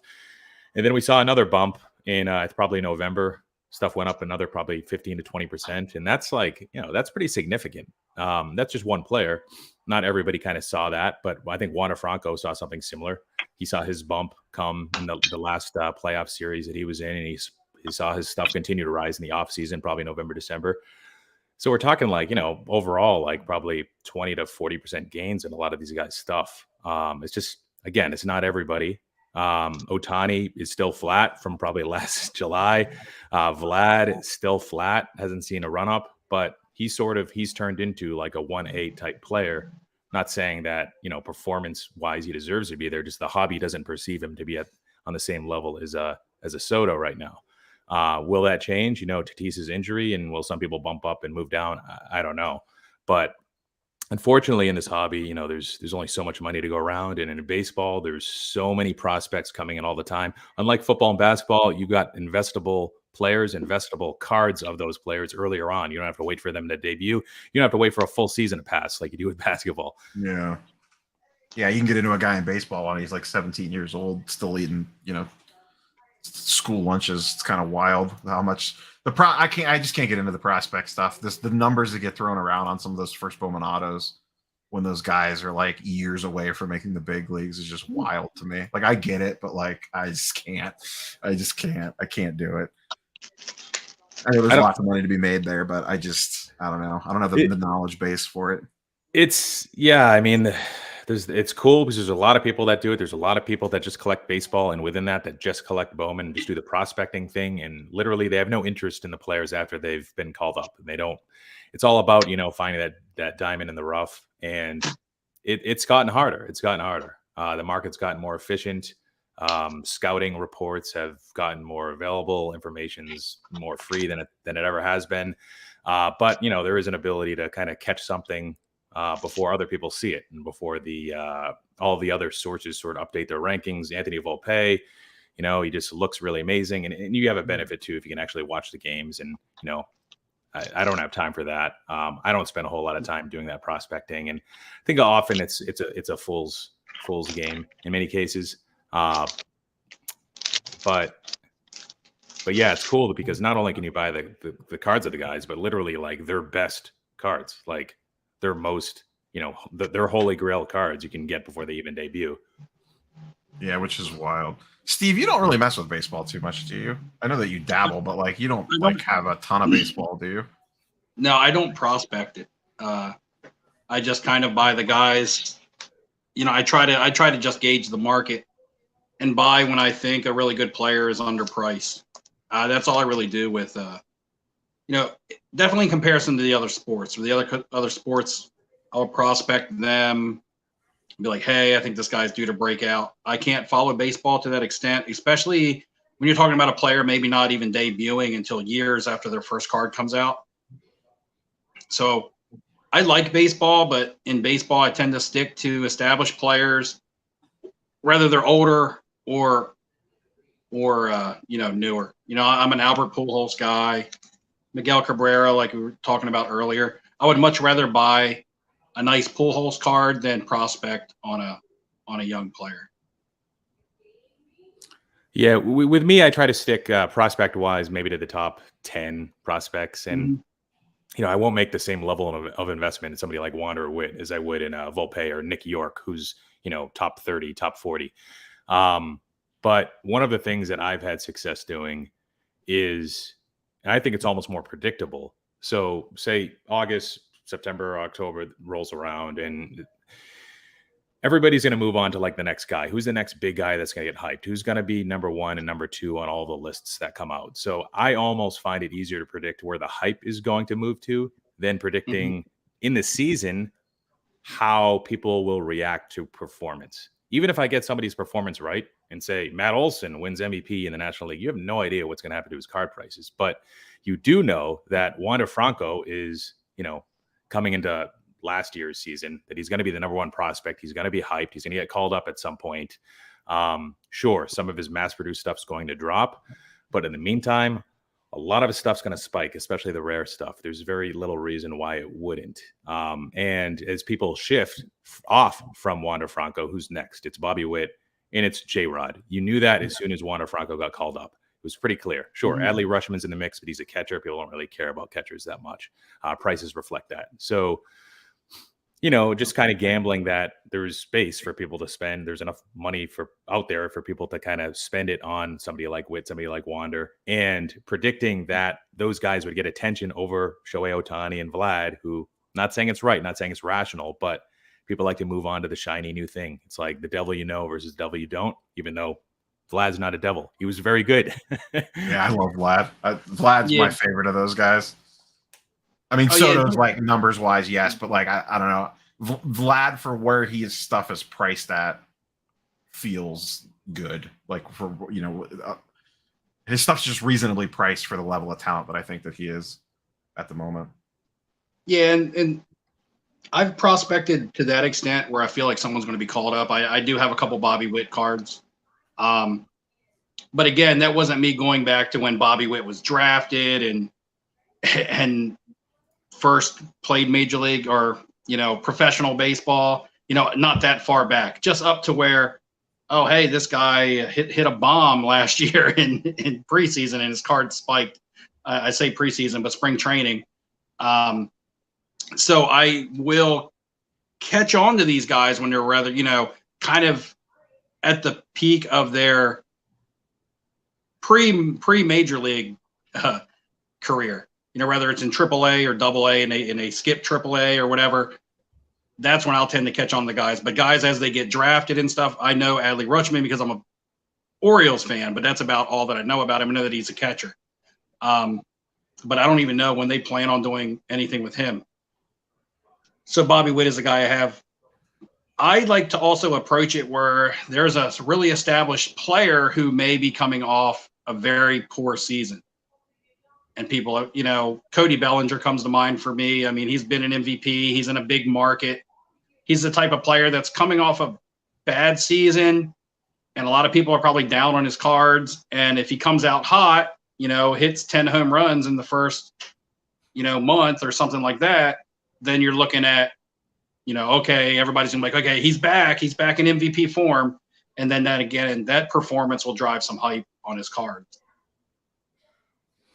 Yeah, I mean, Fillington, do you think that Bobby Witt's just going to be a rinse repeat of what we saw with Wander Franco last year? I mean, we kind of already saw it. Like, he had the home run the other night. I don't know how much his stuff's price spiked wise, but I know that it got super liquid super quick.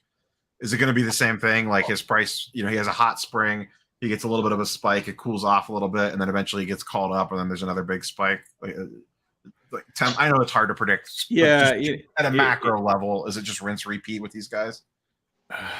So we have to be careful in comparing prospects because Bobby Witt doesn't quite have the same pedigree as Wander. But is he being hyped? I feel like the hype around him is the same as Wander, though. Yeah, so being a shortstop, small market, he can number do a lot one of on things. The list. He can do a lot of things. He can potentially hit for more power than Wander can, and a lot of players in the major leagues actually. Super young, so yeah, we could see a similar cycle. Could be different maybe if they, there's some incentives now for these guys to get called up a little bit earlier. PII plan or something, I forget what it's called, but so maybe Witt makes the opening day roster. I was going to say, is there anything that could actually hurt drastically him there with the way is it more realistic that these guys break camp now with the a little bit? There's a little bit more of an incentive where they can get extra draft picks if they hit certain, I think, goals statistically. So it would incentivize you to bring up the better players sooner. But still, you still have benefit in holding them back for a while. Now, and the Royals aren't really probably ready to compete this year. I think the Tigers made a lot of moves to make their team better, and I think they're more ready to compete than the Royals, but it is a fairly weak division. Yeah, Cleveland sure didn't do anything. I can tell you that right now. Yeah. Yeah. I mean, it's scary though, because when you look back and you're you think about the prospects of what if you were to go into a coma for 2 years and wake up and still own that Bobby Witt card. Like based on its prices today, selling for like really close to Mookie Betts, who's probably the second best player in baseball. And that could change, maybe in a year we're calling Soto second best player in baseball. Maybe he's the best player in baseball. Maybe Wander's up there too. But, it's a lot of money. You look at other guys like Riley Green, who's a top 5 prospect, Spencer Torkelson, and these guys, like, they don't have, if you look at like their, so Zips does like projections on these guys, and there's all these other projection sources. And especially with like Riley Green, like the projections are very modest, and they always are going to be like very conservative for these younger players. But what if Riley Green really does hit 240, 250 with not a lot of power, not a lot of speed? What's going to happen to his prices? He might be selling for half the cost of Bobby Witt right now, which doesn't seem like a lot, but it actually is. And then you look at Torkelson, who's, third base / first base type. Like, what's his ceiling? Is his ceiling Paul Goldschmidt? Paul Goldschmidt got called up a little bit later, so Torkelson would have the age advantage there. But what's the market for like a power hitting corner infielder? What's a Goldschmidt first Bowman go for right now? Probably not that much. Exactly. And yeah, and that's no shame on Hall Goldschmidt. Famer. He's had a great career. He could be a Hall of Famer for sure. So I just that's why I'm very, very picky with the guys that I do put money into. You can make the argument that shortstops don't age well. And when's the last shortstop that's held value? And if you actually think about it, you're like, oh, wow. Like, yeah, a lot of shortstops have disappointed. They got injured. They've worn down. So then you think like, oh, people must be spending money on outfielders, but that's not the case. It's just because there's a track record of them, excelling and maybe staying healthy in their 30s. And maybe the shortstops didn't move off that position soon enough. So they, were more susceptible to injury, or maybe they had a different build, their body, correlation to smaller bodies and just not being as productive from a bat perspective in their 30s. But the shortstop, I think, there's a possibility. I mean, these could be generational guys, and these are the types of guys that could carry the hobby. Witt and Wander. Wander, I'm a little bit more confident about his ability to like put up a 7 to 9 WAR. And barring injury, I think there's a better chance he'll be a Hall of Famer than he won't. I could say that right now, even if he doesn't ever hit more than 35 home runs. I just think he offers so much. Witt, I don't know if we can say that. No. I would probably say, I'd say maybe he doesn't make it if I was to pick today. But it's just so early to tell these guys. You just don't know. People are spending so much money on their cards.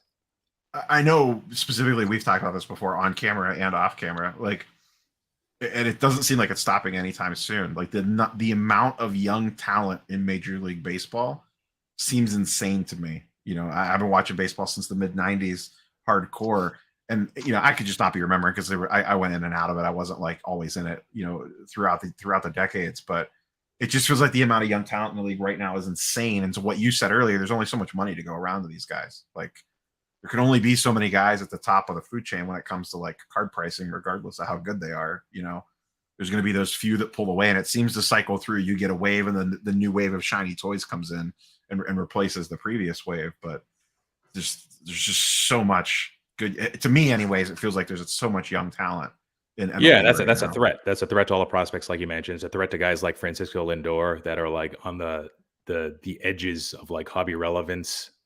Nolan Arenado is another one who actually might end up being a Hall of Famer. So his situation could be a little bit different. But yeah, for sure. There's always new guys coming in. And for those that are listening in that collect Topps flagship, doesn't mean that all of those releases are going to be stacked Series 1, Series 2 update. Usually only one of them is good.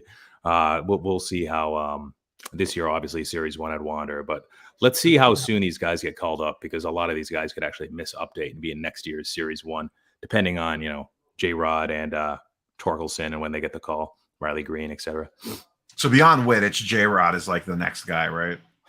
J-Rod is the next big guy by far. Like, definitively, he is the guy.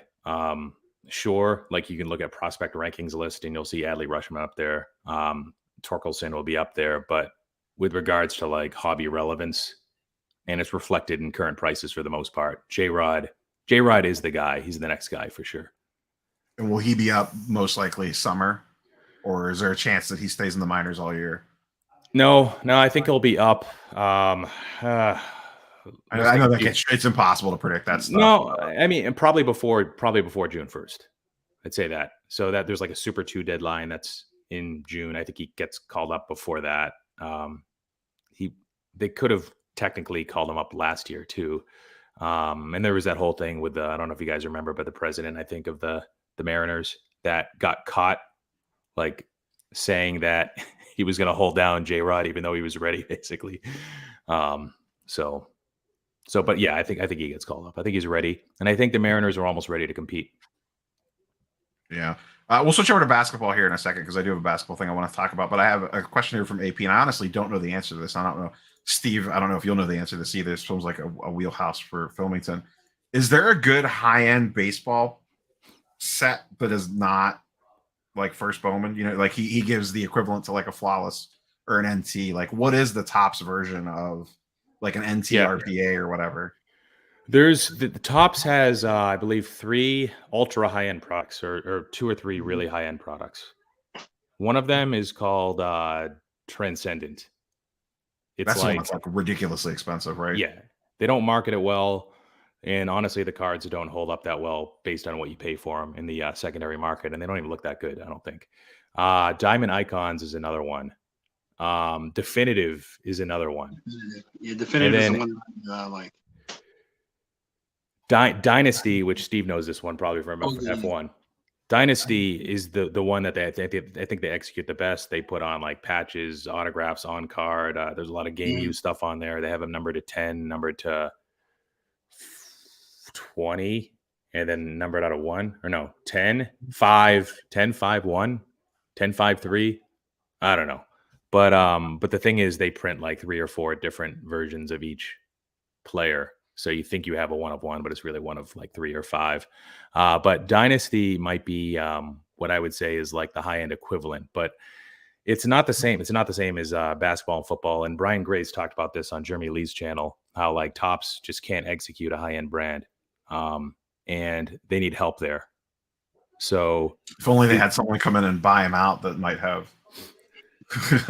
So what happens is Bowman ends up being like the high-end brand and like the brand with like a decent floor. Like for, I was gonna say, it's so weird that like, you know, like Soto's best card is probably what, like his First Bowman red or something like that. I mean, outside of like a super fractor, obviously, but like, you know, some First Bowman short print numbered thing, most likely a color match or whatever. Whereas in basketball and football, it would be, you know, like a Flawless RPA out of 10 or something. You don't really, I don't know, what is like a Soto RPA go for? Probably not that much, right? A good friend of mine has the 1 of 1. He paid like $5,000 for it. A 1 of 1 Dynasty autograph rookie patch thing, I think. Patch. And it's like Soto's best pose of like the 2 or 3 variants. And he bought it for literally, $5,000 a couple of years ago. Now it's probably worth closer to 50. But still, like based on what it is. Though, like a Luka out of 99 does like 75K. You know what I mean?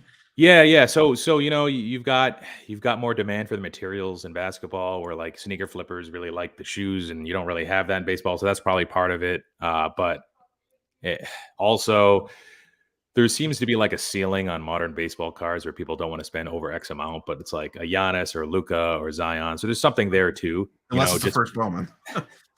Yeah, no, you're right. You're right. If it's a First Bowman number 1, we've seen golds and oranges of oranges at least of Tatis and Soto, I think, break $100K.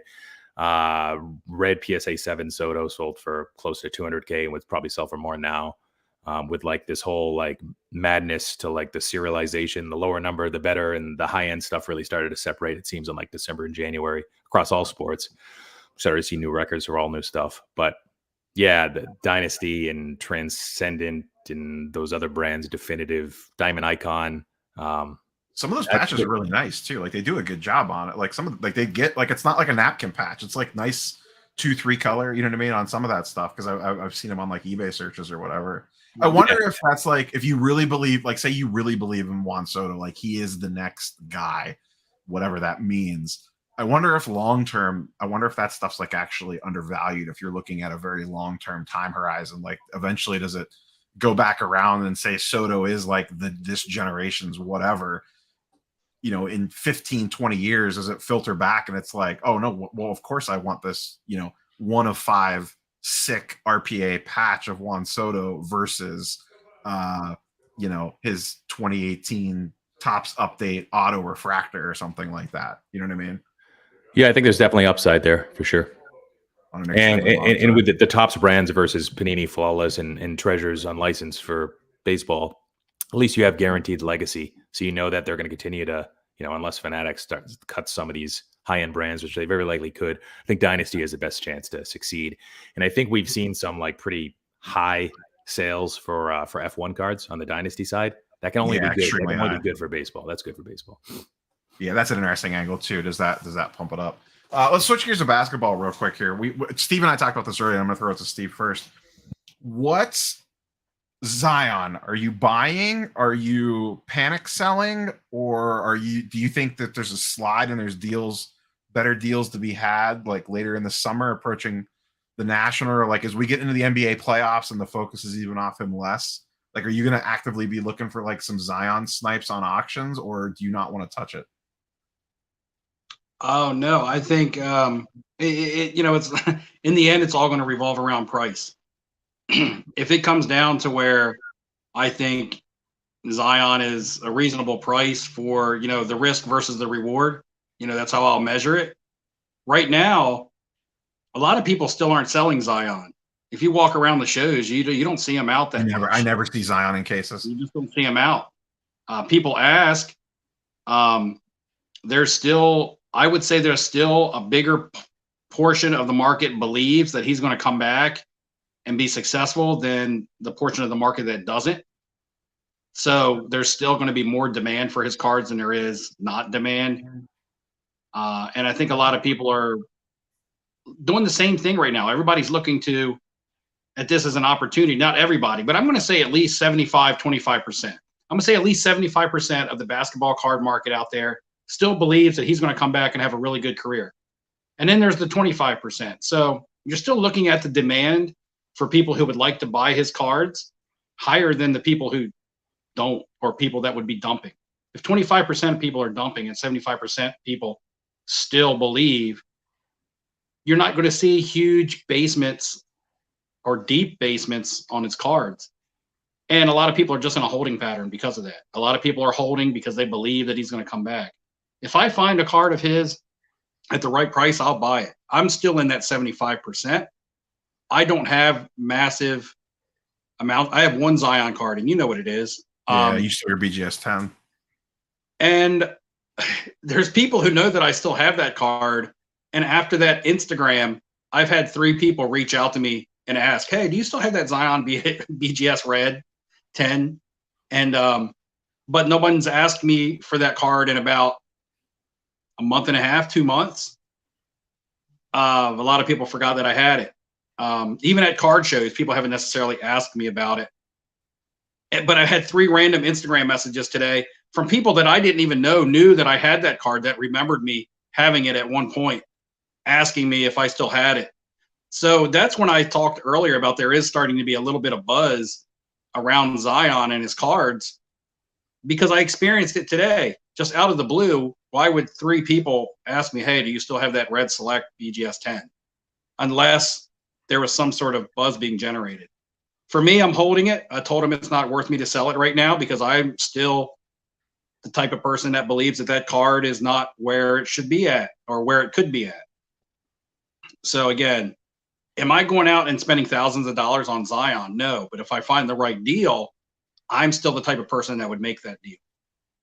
Now, would you look to sell Zion the second there was news? So say like, Chat's pointing out, and I think this is realistic. I think there's a good chance he tries to get his way out of there this year. Mm-hmm. If he would like say late summer, he gets traded to the Knicks, would you even wait to hold the in season, or would you just, like I would assume if he would get dealt that his stuff would spike, would you just immediately sell to limit your risk of him potentially? Because if he gets another injury, I think it's game over. Like in terms of people wanting to put money into him. If he comes out and, in the warm up to next season, he has another foot injury or something like that, I think it's full panic attack time. Right. You're right. If he has something lower body, if he has a broken finger or a wrist or something like we've seen, but if he has something again, lower body. Yeah. Knee or lower, people are going to freak out. Yeah. I mean, if it's something very bad like he's had, if it's a sprained ankle and he's going to miss a week, I mean, that happens with all basketball. Yeah, I'm talking more like you're talking months, surgeries involved or something. Oh, I definitely can see the panic mode setting in then. selling, if he was to get moved, would make sense. But I also believe that wherever he goes, he's going to perform. I mean, he averaged 27 points last year on 60% plus from the field. He's going to score points wherever he goes. So I feel like his performance can sustain his values. Now, you see peaks and valleys.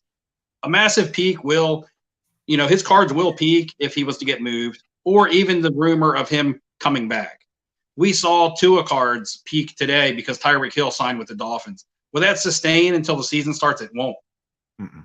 Could he perform once the season starts and we see another peak after a small valley? Yes. So in a Zion situation, that there was to be a major announcement around him, around his health in a positive way, around a return, around a transaction to another team, you're going to see a spike. You're going to see a plateau or a small leveling off, establishing a new floor, and then great performance will sustain his values. But with great performance, then has to start being accolades. If you're a great scorer all your career and that's all you're known for, you're just a great scorer. Look at Bradley Beal. His cards never move. But he's a monster scorer. Damian Lillard, his cards never move, but he scores points. I know these guys are hurt and maybe not playing right now, but you get what I'm saying. He's going to have to eventually do more further in his career. So, again, just like anybody else, you're going to have to ride the waves of the market and just judge it the best that you feel and go with your gut and be like, okay, it's a good time to sell him. It's a good time to buy back in on him. Oh, I better sell him again, buy back in on him. Use some of that money that I've rolled up a little bit to buy myself one to put away because I believe in him. And, whatever your take may be. Yeah. Williamson, where are you at on the Zion trend? I know that you have been in and out of his cards over the years. Didn't you buy a Zion silver super cheap at the National last year, if I remember correctly? Not cheap compared to today's prices. Well, but cheap. I remember though when you bought that though, because you told me what you paid for it, and it was like the lowest price paid in like the last 9 months on that card. When you last price or second lowest price paid in over a year on card ladder or something. But I mean, it's stuff had been trending down for the year, the trade night or whatever. So where are you at on him currently? I mean, obviously a deal's a deal, but like, are you actively looking, or is it more if something falls into your lap, or do you just not want to touch it? So situation's a little bit different because I do have a Silver Prism True Gem, and I was actually thinking about listing it tonight because I don't follow the basketball market as closely as you guys. And at the Best Flippin' Card Show a week and a half ago, somebody gave me an offer or asked me like how much for that card, and I had noticed like, oh, it's actually up over last month because there were some like pictures about him not being as chubby as all your well, there was a little speculation that there was a chance that he might actually hit the court this year, and then that got dashed in the last couple of days. But to your point, there has been like some, and Steve mentioned it too, there's been some Instagram video this week of him like dunking and he's cleared for one-on-one or whatever. So that's what's keeping the prices up right now, and why I think the Silver Prism cards haven't like re-crashed again.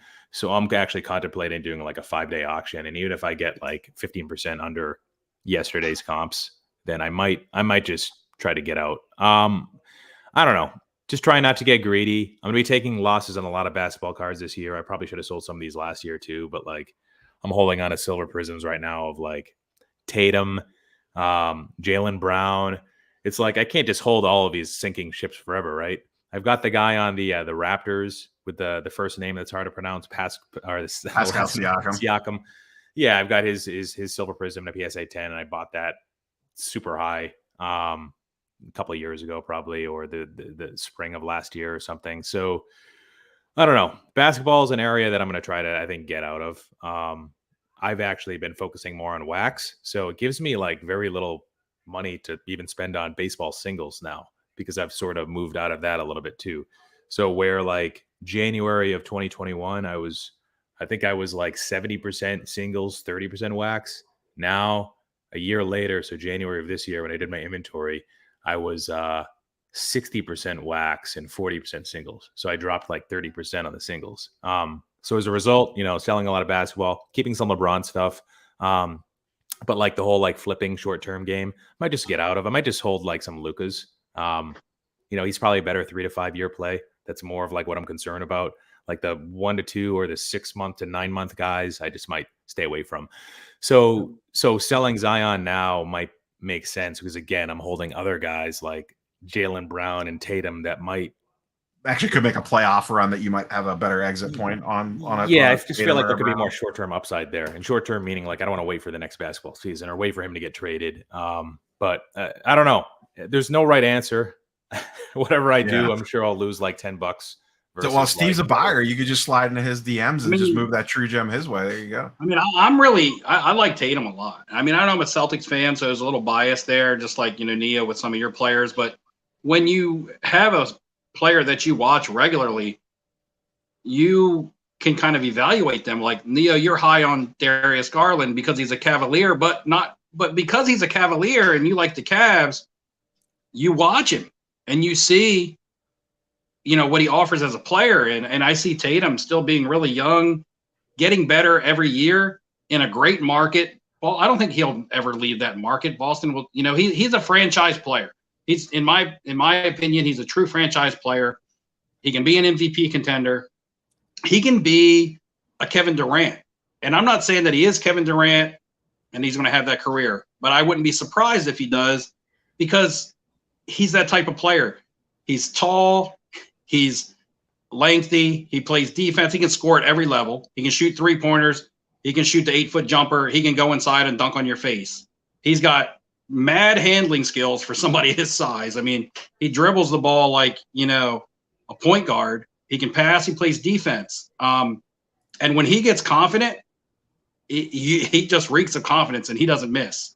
So I believe it has a little bit maturing to do because he's always a slow starter and a strong finisher. We've seen that again this year. When he puts together a complete season and people talk about him from day one till the end and he ends up, winning an MVP or something, I see a really good future for a player like a Jason Tatum. And again, I might just be biased and you guys can call me crazy comparing him to Kevin Durant, but that's what I see.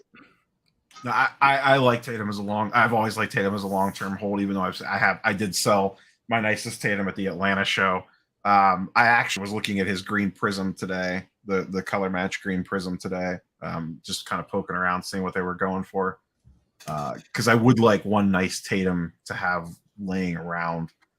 Because I do still believe I got a second year. I want the rookie. Get out of here with that second year nonsense. Oh no, trust me, this is even better. It's probably you just had that on the beck and call. Look at that, Williamson on the spot. Yeah, I sold the second year gold pretty good. Yeah, Steve had the gold. That's huge. Second year. Yeah, the thing with Tatum, like I'm gonna get in trouble here by trying to talk about basketball, but I've seen some basketball games and Tatum shows up and then he doesn't show up, then he's there and he's not, and it's one of those things where it's like, why can't you just have two good halves? Why can't you just be there all the time? You can do all these things. Why don't you just do it? And like, is he capable of having a complete season? And I remember watching one of the playoff games with my wife, and I was like, yeah, he's our best player. And then she watches a full quarter and she's like, wait, that guy's our best player? Because he doesn't seem fully committed. I don't know. I don't know. I get what you're saying. I remember watching him in 2017, his rookie year, when they played the Cavs in the I think it was the conference finals. I don't remember, but he like went right at LeBron, and I was just like, this dude's insane. Like, this guy's going to be really good. And to Steve's point earlier, he said it. He starts these seasons in like the first half of the season, he's fine, and then he did the same thing last year too. The second half, February rolls around, and he just goes like crazy for 2 months. And he did the exact same thing last year as this year. Like Steve was talking about it earlier. What, Steve? Like the last month, he's been like absolutely insane. Yeah, he's raised his points per game average at least 3 points. He's up to 27 a game, and he's been averaging like between 23 and 24 all year. And again, he does have some inconsistencies, like Wilmington said, but I think that goes with every young shooter. You'll see some nights where Trae Young is 30% from the field, or somebody that you think is a really good shooter, and they're just off. They're like 3 for 17 or something like that. He has nights like that. But I believe he gets better every year. That's just what you want to see with every young player. I think he's a lot younger than people think. He's still maybe 24. I don't think he's any older than that, even though he's been in the league since 17. And that team hasn't been his team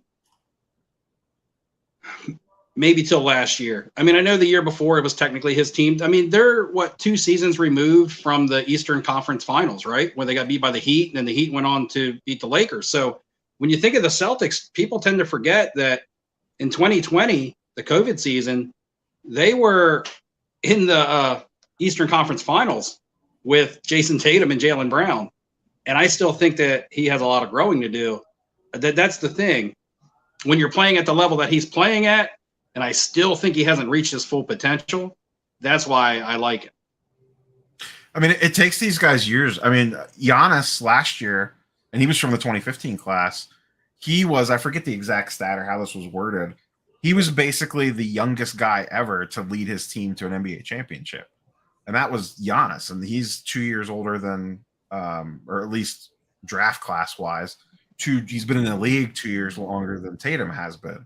So really, you know, Tatum's still another year away from being where Giannis was in regards to like draft classes into the league, if that makes sense, from when he won his first title. And that was Giannis was one of the youngest ones to ever do it that way. So when you think of it that way, it's kind of insane. You know, like, yeah, Tatum probably hasn't hit his peak yet from a maybe numbers wise he might have, but like from an actual like leading a team perspective, probably not. And he really hasn't had that veteran presence that a lot of rookies have when they come into the league, whether they're drafted to a team with a veteran or they bring in a veteran, you know, say for instance, you know, Devin Booker, and they bring in a Chris Paul. Yeah, I'm sorry, 2013 class, not 15. Yeah, I was thinking in my head, I'm like 4 years.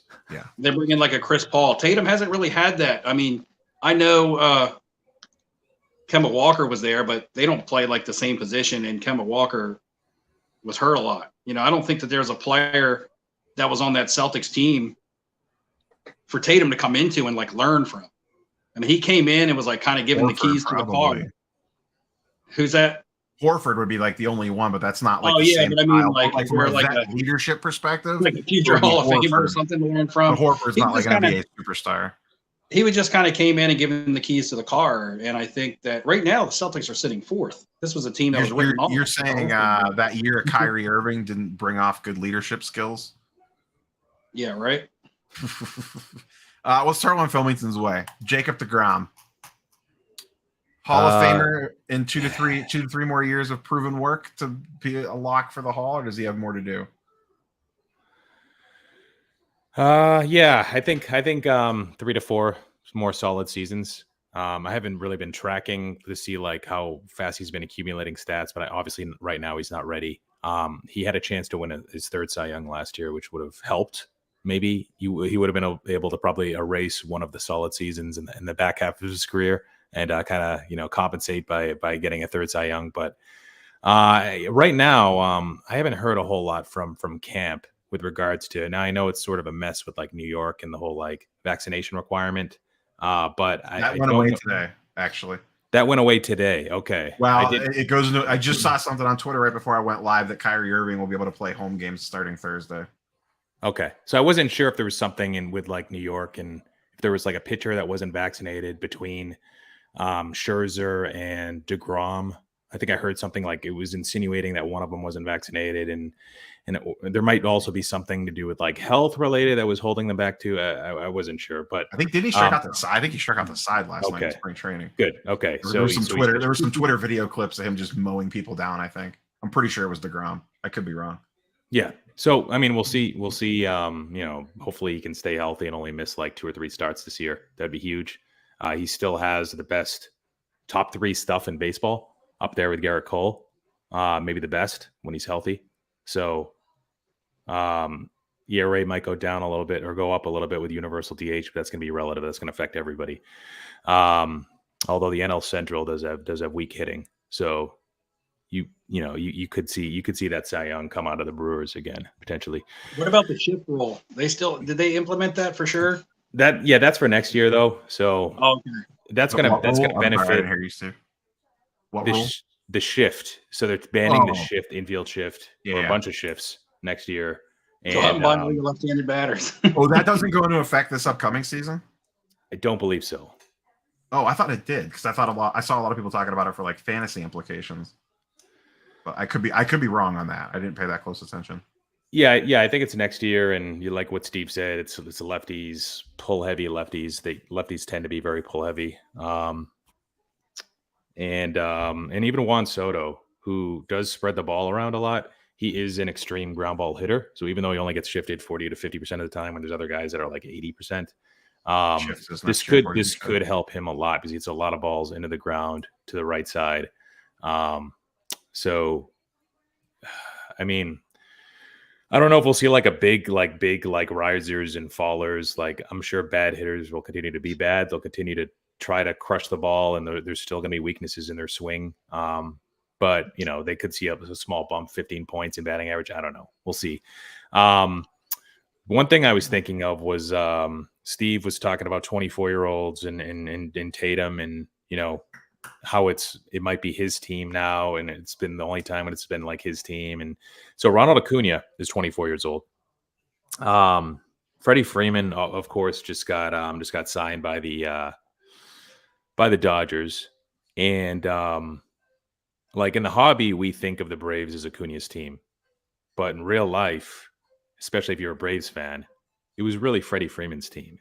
And I know baseball is not a team sport like basketball, so like it shouldn't have the same effect.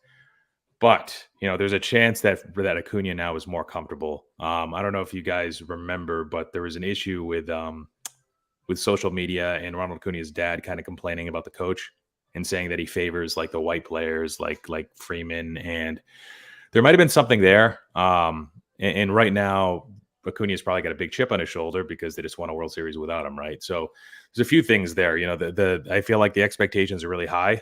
But if the Braves come out hot and if Acuna's healthy and contributing and looking good, then the clubhouse will be good. And if the clubhouse is good, then that's good for everybody. And that means more wins.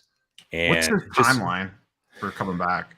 So I've heard a few things. I've heard that he might be shooting for like this third week of April, which could cause him to miss like, I think, between 10 games to like, I don't know, 2 weeks worth of games, something like that. But before that, they were talking about how May was more likely.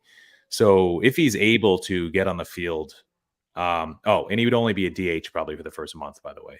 So universal DH would help there. That's a big advantage there. I forgot about that aspect of it. Yeah. So we'll see. We'll see if the speed returns and when it returns and what that means. I think it already started. I think his steals already started to decline a little bit in the limited time he played last year because they probably just wanted to keep him healthy. He's not a guy that needs to go 40-40 to see a big bump in his hobby. He's shown skills changes where he can put up a 8 to 9 WAR season just with 20 steals. He doesn't need the 40 or whatever.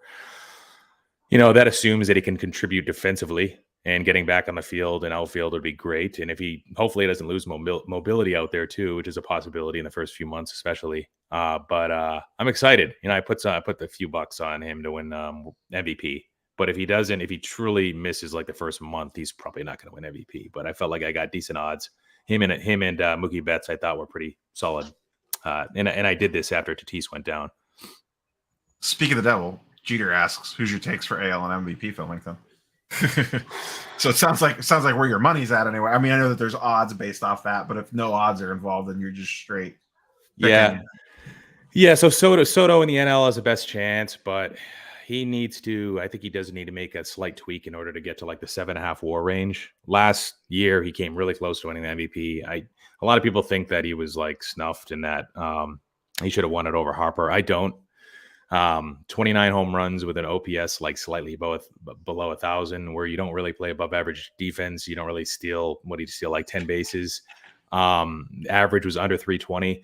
Usually that's not going to win you an MVP. You're putting up Joey Votto numbers. The year Joey Votto won an MVP, I think he still hit 35 home runs.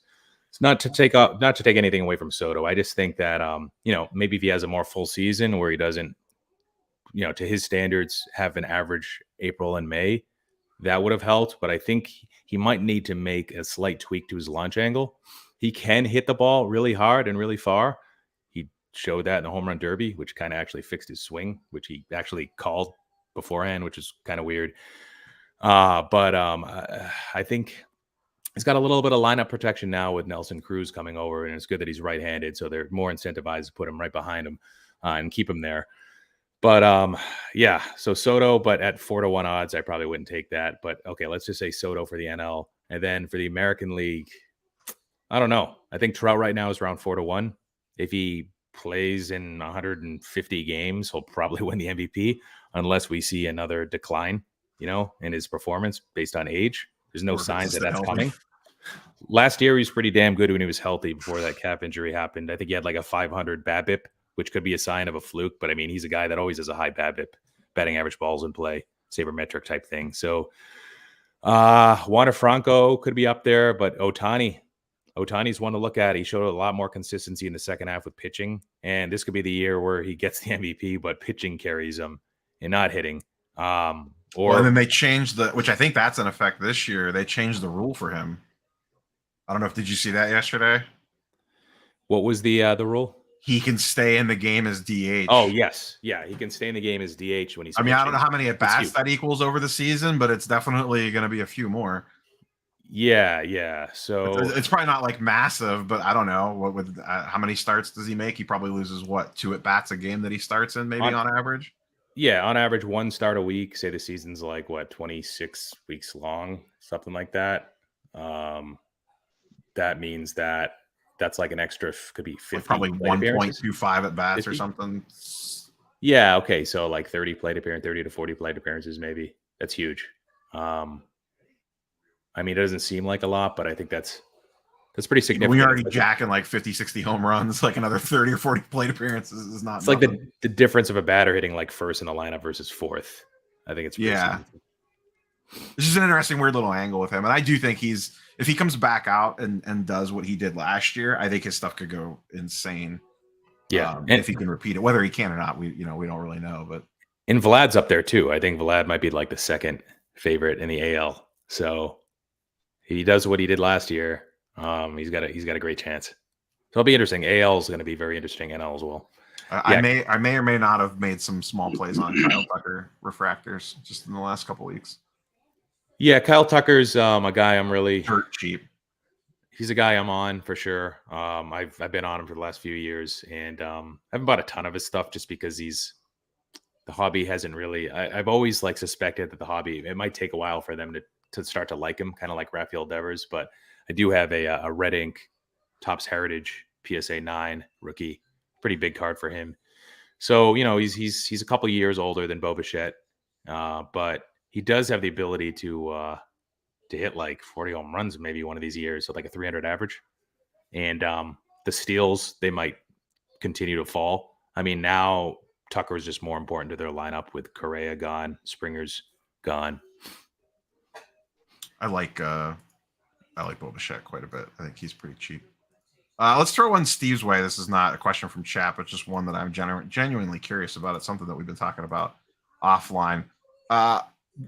What is your general thought / I don't want to say concern, that's probably too strong of a word choice, with the, I guess I'll say, flood of Marvel stuff that hit the golden auction block that's all going to be ending at once? Do you have any thoughts or opinions on that? Like I think it's like 86 or 89 PMGs plus another 20 or 30 like other things, jambalayas and stuff. As someone that I'm going to say more than dabbles in that market now, what's your thoughts on all that stuff hitting kind of all at the same time like that? I think that there's going to be some deals on some of the lower end stuff. And I think there's going to be some horse races on some of the higher end stuff. I still think the higher end stuff is going to sell pretty high, maybe not as high as the last golden auction on some stuff hitting auction for the first time, because a lot of this stuff is going to set builders. So set builders are going to compete for a lot of these high-end cards. And also it's a lot of PMGs, but is it duplicates? You know what I mean? Even though it's a lot of PMGs, it may not be a lot of the same PMG. Like, say, for instance, there would be a Spider-Man, but there's not 5 Spider-Man. You know what I mean? So I think those types of cards, while there is a big quantity of them, probably from the same seller who's looking at this as an opportunity, putting them on golden. The cards are still going to be rare. The cards are still rare. They're serial numbered on the back. There's not a lot of them graded. And yeah, they're hitting golden, but that's one card of said character hitting golden. And that card may not be on any other platforms than golden. And if someone's looking for that card, the price is going to be driven up. I just look at it as one person probably selling off a big chunk of their collection because they look at it as opportunity. And I don't think it's going to hurt the market itself. I think there's going to be multiple things. I think there's going to be drawbacks on PMGs because it's impossible to sustain what they're doing right now. But to say that the golden auction is going to cut the value of PMGs in half or something like that is just, in my eyes, extreme. And I still think the high-end stuff is going to get high-end prices and the lower-end stuff is going to get deals, just like with any other market. Yeah, and I generally agree with you. I think the stuff that we haven't seen come to market, to your point, all it takes is 2 set builders that need that one card to finish off a set or get close to finishing off a set, could go to the moon. And I don't think it's going to cut like 50% or anything, but I do think it takes a little bit of air out of 2017 Fleer Ultra bronzes that we see transact quite frequently. And quite frankly, there's some cards in that golden auctions, no offense to the seller, that probably shouldn't be on golden. There's I don't remember. There's just some I don't think of golden for $1,000 cards, and there's definitely some $1,000 cards in that lot. And I can confirm that a lot of that stuff is one person. Right. And actually, like I said, some of the lower end stuff, some of the lower end stuff, I think is actually going to fall through the cracks in the deals because the people looking to buy that stuff aren't going to be looking at golden for it. Like to your point, there's certain cards made for that platform and certain cards that aren't made for that platform. So I feel like if it's a lower end character and it's a red or a bronze or something, you would probably get more for that card on eBay than you will on golden. Because you're not going to have the whales chasing it on eBay.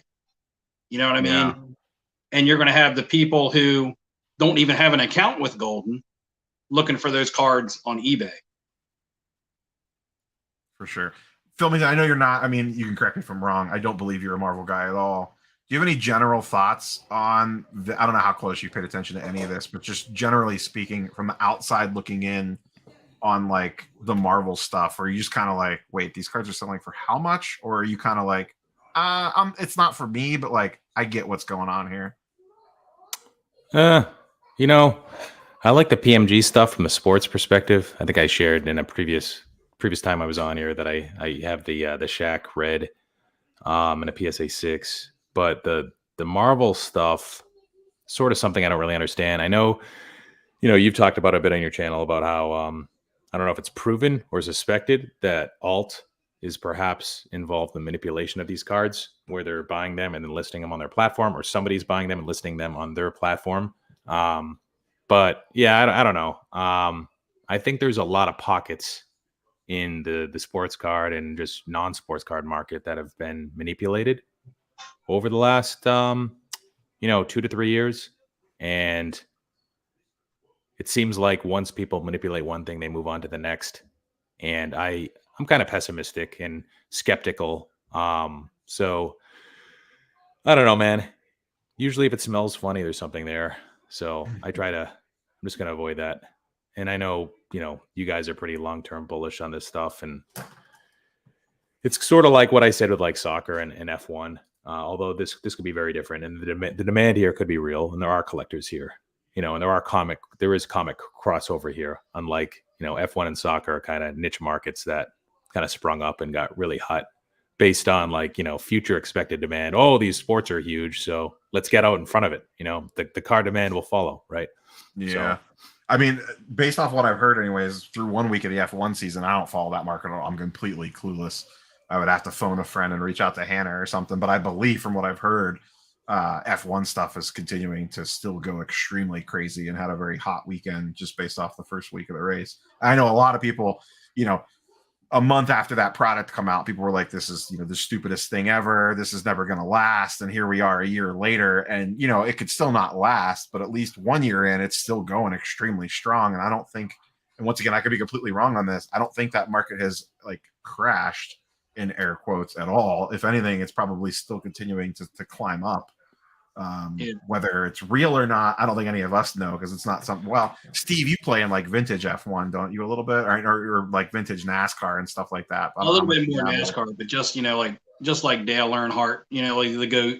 He's a household name. But to the F1 thing, I have zero vested interest in F1. I know one or two of the drivers. I started watching the documentary to try to learn it a little bit and didn't really have the interest for it I don't know. I just couldn't get into it. But they had a new product come out. So that's always going to help the market. It's always going to continue to generate the interest because I believe this year's Topps Chrome product just came out. So just like people are doing breaks. Timed. Yeah, people are doing breaks. People are buying this year's cards. There's more autos. There's more refractors. All the stuff that people love that are buying that stuff up. None of it was ever really considered a rookie card. So it's not like, oh, well, it's the second year. It's not as important. It's not like it was Lewis Hamilton's rookie card. It was his first Topps Chrome card, I guess. So people are chasing, Michael Schumacher's son? Mick Schumacher has a card. So now he's like the chase. So they have a chase. They have a new product.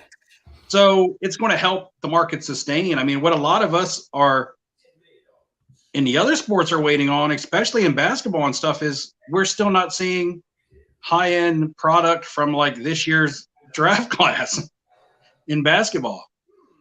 We still don't have Prism football. I still don't even have a Trevor Lawrence Silver. It doesn't even exist yet. Yeah, football, basketball. We're not getting any of that stuff. And the release of new wax and new product generates interest and holds interest.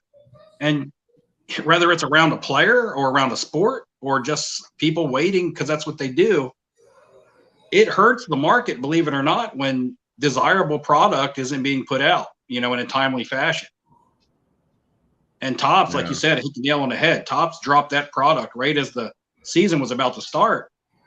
And people are buying it up. And there may be even people buying it up that wouldn't normally buy it because they don't have any other options. Wait till the Marvel caught up in the zeitgeist with the race this weekend, and everyone's talking about it. And I mean, wait till the Marvel Spider-Man product finally releases. Keeps getting pushed back and pushed back and pushed back, but that hasn't even been released yet. And you have a lot of people that have somewhat of an interest in the Marvel market. They might not own a single card, but they have a little bit of interest. They ask a lot of questions. I faced a lot of questions as a dealer in Atlanta. Whether they were interested in buying or not, people had questions, which means that there's interest. If there was a product for them to buy, they would probably buy themselves a couple packs, rather just to see if it was for them or just to take a look at it, just out of curiosity to say, yeah, I busted this pack of Marvel Spider-Man cards. It wasn't for me. It's not my thing. But how many people would bust that and say, oh, I actually like this stuff? Right now, there's not really any good Marvel stuff for anybody to break. And all the stuff that everybody's buying up is older, really, really high-end stuff. And in order for the market to grow, there has to be an entry level.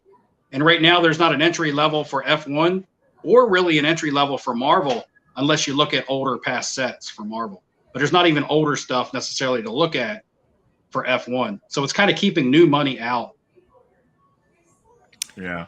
At F1, I feel like the prices, it was almost like a secret, like a perfect, like everything like fell in its favor with regards to F1, with like people moving on to what's going to be the next soccer.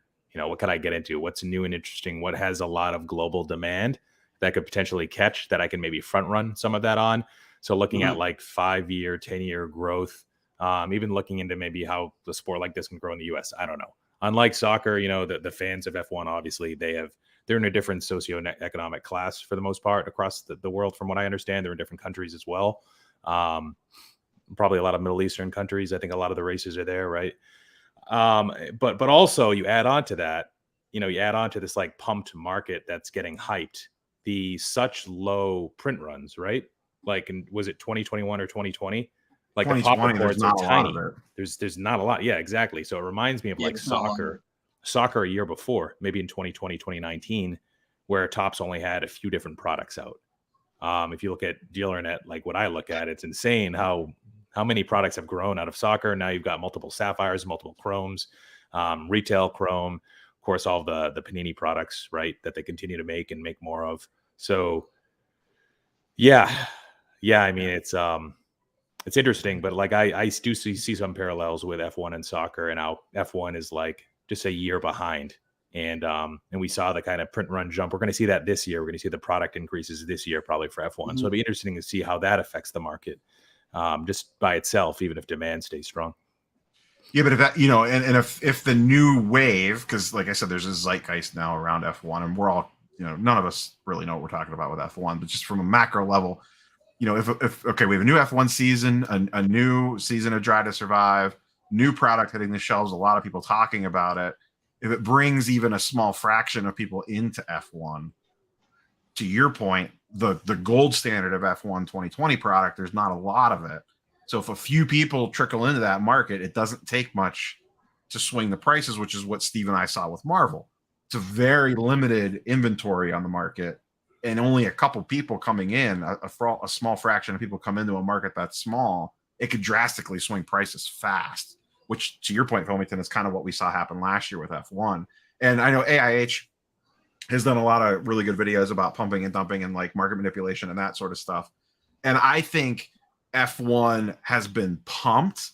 I just don't know that there's been, I'm sure some people have dumped, but I don't know that there's been a massive dump, because, I mean, we're almost a year and a half into F1 and it's still going strong. Usually on the pump and dump stuff, usually it goes up super fast and then comes right back down again. And we just haven't seen that yet with F1. I don't know. We'll go around the horn again. And I know that none of us are really like F1 experts, but I don't know. Steve, do you think F1 is a pump and dump, or just a small market that, is more pump than dump rather? Well, I think some of the people that got into it may have gotten into it and took a genuine liking to it, but that may not have been their initial plan. Like with me with soccer, I got into soccer cards, and my initial plan was I'm going to do some research and I'm going to try to flip soccer cards, but I don't know that much. But the more research that I did and I started watching games, I developed a genuine liking for soccer and following it and all the 5 major European leagues and everything like that. I didn't even know. I thought there was one soccer league when I first got into it. Then I realized there was 5 big major leagues in Europe, and I have a favorite player and things now. So to that regard, there could be people who got into F1 strictly to buy it and flip it. There could be people who got into it with that and started collecting it. I think when you have a limited supply of something, it's hard to call it a dump, because there's not a lot to dump. It doesn't take a lot for it to go up in value again. And I'm not an F1 advocate. I don't like the term. I think the term pump and dump is used a little loosely sometimes. Are people supposed to buy their cards and stuff that they like and say, hey, I'm buying crap? I just bought a Frank Thomas, Bo Jackson co-signers, numbered out of 5. I bought this card with no plan. I was walking through a card show and I saw it and I was like, damn, that's a pretty neat card I never see. I'm going to have this in my next video. Am I going to be accused of pumping that card? Or am I supposed to say, hey, I went to a card show and I bought this piece of shit? You know what I mean? Or am I supposed to say, hey, I went to a card show and I bought something that I like? I don't like how loosely that term can be used. And sometimes that term applies, but I think people use it too liberal across everything. When they see something go up in value and then they see people selling it, I mean, isn't that what this business is built around? I know that there's a hobby aspect to it and a business standpoint to it, but if there was no business aspect to it, there would be no hobby, because companies wouldn't be making cards if there was no business in it. So I agree in some aspects that yes, markets get run up and then people sell off. There's people who unfortunately get left holding a card that they may have overpaid for. And that's happened to everyone. That happens to the people who buy to resell. That happens to the people that buy to collect. So again, I could go off on a whole video of the term of pump and dump, but unless there's an actual thing that says, hey, this market is inflated only so people can sell, there has to be people to rebuy. There has to be people that are collecting. There has to be somebody willing to spend $5,000 on a Lewis Hamilton card. That's not me. That's definitely not me. But there's someone out there that is, probably because they collect it. And I'm not going to say that they're buying crap. I'm not going to say that someone is dumping them a card. And I'm not going to say that that market is pumped because they're willing to pay $5K because they have disposable income. I'm not at liberty to say that, you know, unless I have facts. You know, it's all opinionated. And I don't want this. It already has turned into a little bit of a rant on my point. Nah, go, because I like what you're doing. But, you know, I get it. People see markets go up. You know, they see Marvel PMGs go up, and then people buy them at a high price. But people are buying them because they want them. That's just a fact. People are buying them because they want them. People are selling them because they want to profit off of them. You know, it's capitalism, right? So it's like, this is the world that we live in. Not only the world that we live in, the hobby that we choose to be in. So there's always going to be a business aspect to it. People are going to view it the way they want to view it. I'm not going to knock anybody's views, but that's the way that I see it. Rather, F1 is a pump and dump. Some people might see it as that.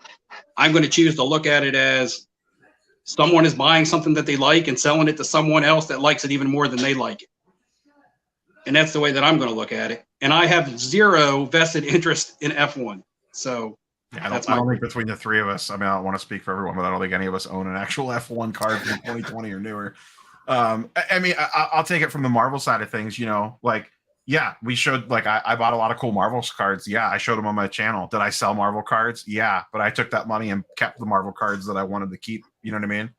Like, I sold some of the stuff to use that money to keep the stuff that I really wanted on the Marvel card side. You know, I built a Spider-Gwen PMG little mini collection and some other stuff out of the profits from other Marvel cards. So, you know, I'm riding the ship with that stuff, no matter what the price is doing. Is, you know, I said this on a couple different live streams on other channels and stuff. Every single person, whether you're a content creator or not, if you have more than just a couple, you know, Instagram followers, even if you're a small YouTube channel, I know, Steve, you always joke that, like, I only have 4,000 subscribers, I can't move a market or whatever. You could have 100 subscribers. If you convince two people to go buy a card, whether intentionally or not, technically you manipulated the market on that. Views. It's the views, not the subscribers. Well, whatever. It's true. Regardless, though, if 4,000 subscribers, you could have 10 subscribers and get 3 views on a video. If 2 of those people of those 3 views go out and buy a card, not because you told them to, but because they're like, oh, okay, that makes sense. I think I want to pick one of those up. Technically, you manipulated that market, even though it's just 2 people. You know, and it's, someone pointed out in chat, like, it's a very fine line that you walk, especially as a content creator, on, you know, the air quotes pumping and dumping versus, you know, whatever. Just, you know, it gets tricky. How do I even do a mail day video to, like what you were saying earlier, Steve? Like, you know, I bought you know, the Ken Griffey Jr. auto a couple weeks ago, and I did a video about it. What am I gonna? Oh yeah, look how shitty that auto is. You know what I mean? Like, we're not going to get on and do that because I bought the card for a reason, because I like it. Buy the sucky cards. Yeah, maybe that'll be my next mail day video. Look at all these shitty cards I traded for and bought. So I was going to add, go for it. A little over 2 years ago, I made a series, and everybody knows me for the series because that's where I got all the views. Yeah, I remember watching this. Actually, I know where you were going with this. Speculation series. Now, how big was your preface this? How big was your channel when you did this? Between probably 1,000 and 1,500 when I started doing those, and I got up to like 10,000 views on some of those videos, and I kind of did it as like an accelerated way to grow my channel, to be honest. And I felt like a lot of people wanted me to make content like that. And at the time, it was really the sports card investor, and I'm like, okay, well, you know, he's not really focusing on baseball. Maybe I can do this and provide a little bit more data and go a little bit deeper with some of these players. And they ended up being not the best choices, a lot of the players that I recommended. And Luis Arias was one of the players I recommended, who was like a super utility guy for the Twins. No power, just like, he's going to be a hobby nothing probably, unless he like ends up like Tony Gwynn 2.0. And even then people wouldn't appreciate him because nobody cares about Tony Gwynn contact hitters anymore. So Luis Arias, so somebody approached me at a card show a few months after I recommended Luis Arias, and he's like, oh, thank you so much for recommending Luis Arias in your video. I was able to sell like all of his crap for like so much more money. And I'm just like,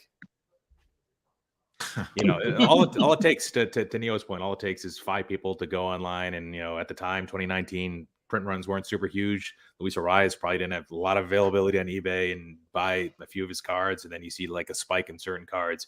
I will say that I do pride myself in knowing that I didn't recommend any base cards back then. There was always parallels, golds, blacks, Bowman Chrome parallels, stuff like that. So at least that theme came out in those videos. But I did recommend a lot of bad players in hindsight. Yeah, and I mean, for the three of us as content creators, regardless of channel size, it's almost like I don't even know how you create a lot of content without it coming off as at least some level of influence / market manipulation / pump. Because the easiest thing, like I said earlier, just me showing off a cool card that maybe someone never saw before, puts it on their radar, and then they go out and buy one. I mean, whether it's the classic market manipulation or not, technically I manipulated that market, whether I intended to or not. And I think I've told this story before. I remember my channel, I think, was sub 1,000 subscribers. And I talked about a Kyler Murray PSA 10 one time being super cheap. And I thought it was undervalued. And it wasn't even like I did the whole video about it. It was like a 3-minute throwaway in a video. And the video posted. And I remember I looked at my eBay watch list like 2 hours later, and they all sold. And I'm not 100% sure that I did that, but like, it seems like an awful big coincidence. And I remember after that, I'm like, ugh, I need to be like a little more careful about the shit that comes out of my mouth. All, man. Thanks. What's that? I was the one that bought all of them. Thanks for that. Oh, well, you did all right on them as long as you sold them quick. They spiked up for a little bit. You left that part out. If you would have ran it into the ground. But I also think you've seen a shift, and I know Jeff gets a lot of shit for Sports Card Investor. But I mean, he did this too, and I myself really haven't made videos like this. You don't see a lot of at least from the guys that have been around for like 2 years now. You don't see a lot of like the top 10 go buy this or that, or top 5 undervalued X, Y, or Z thing, which was like the low hanging fruit when it came to making content. I don't know that you really see a lot of those videos anymore. I know I mean, I 100% made videos like that when I first started.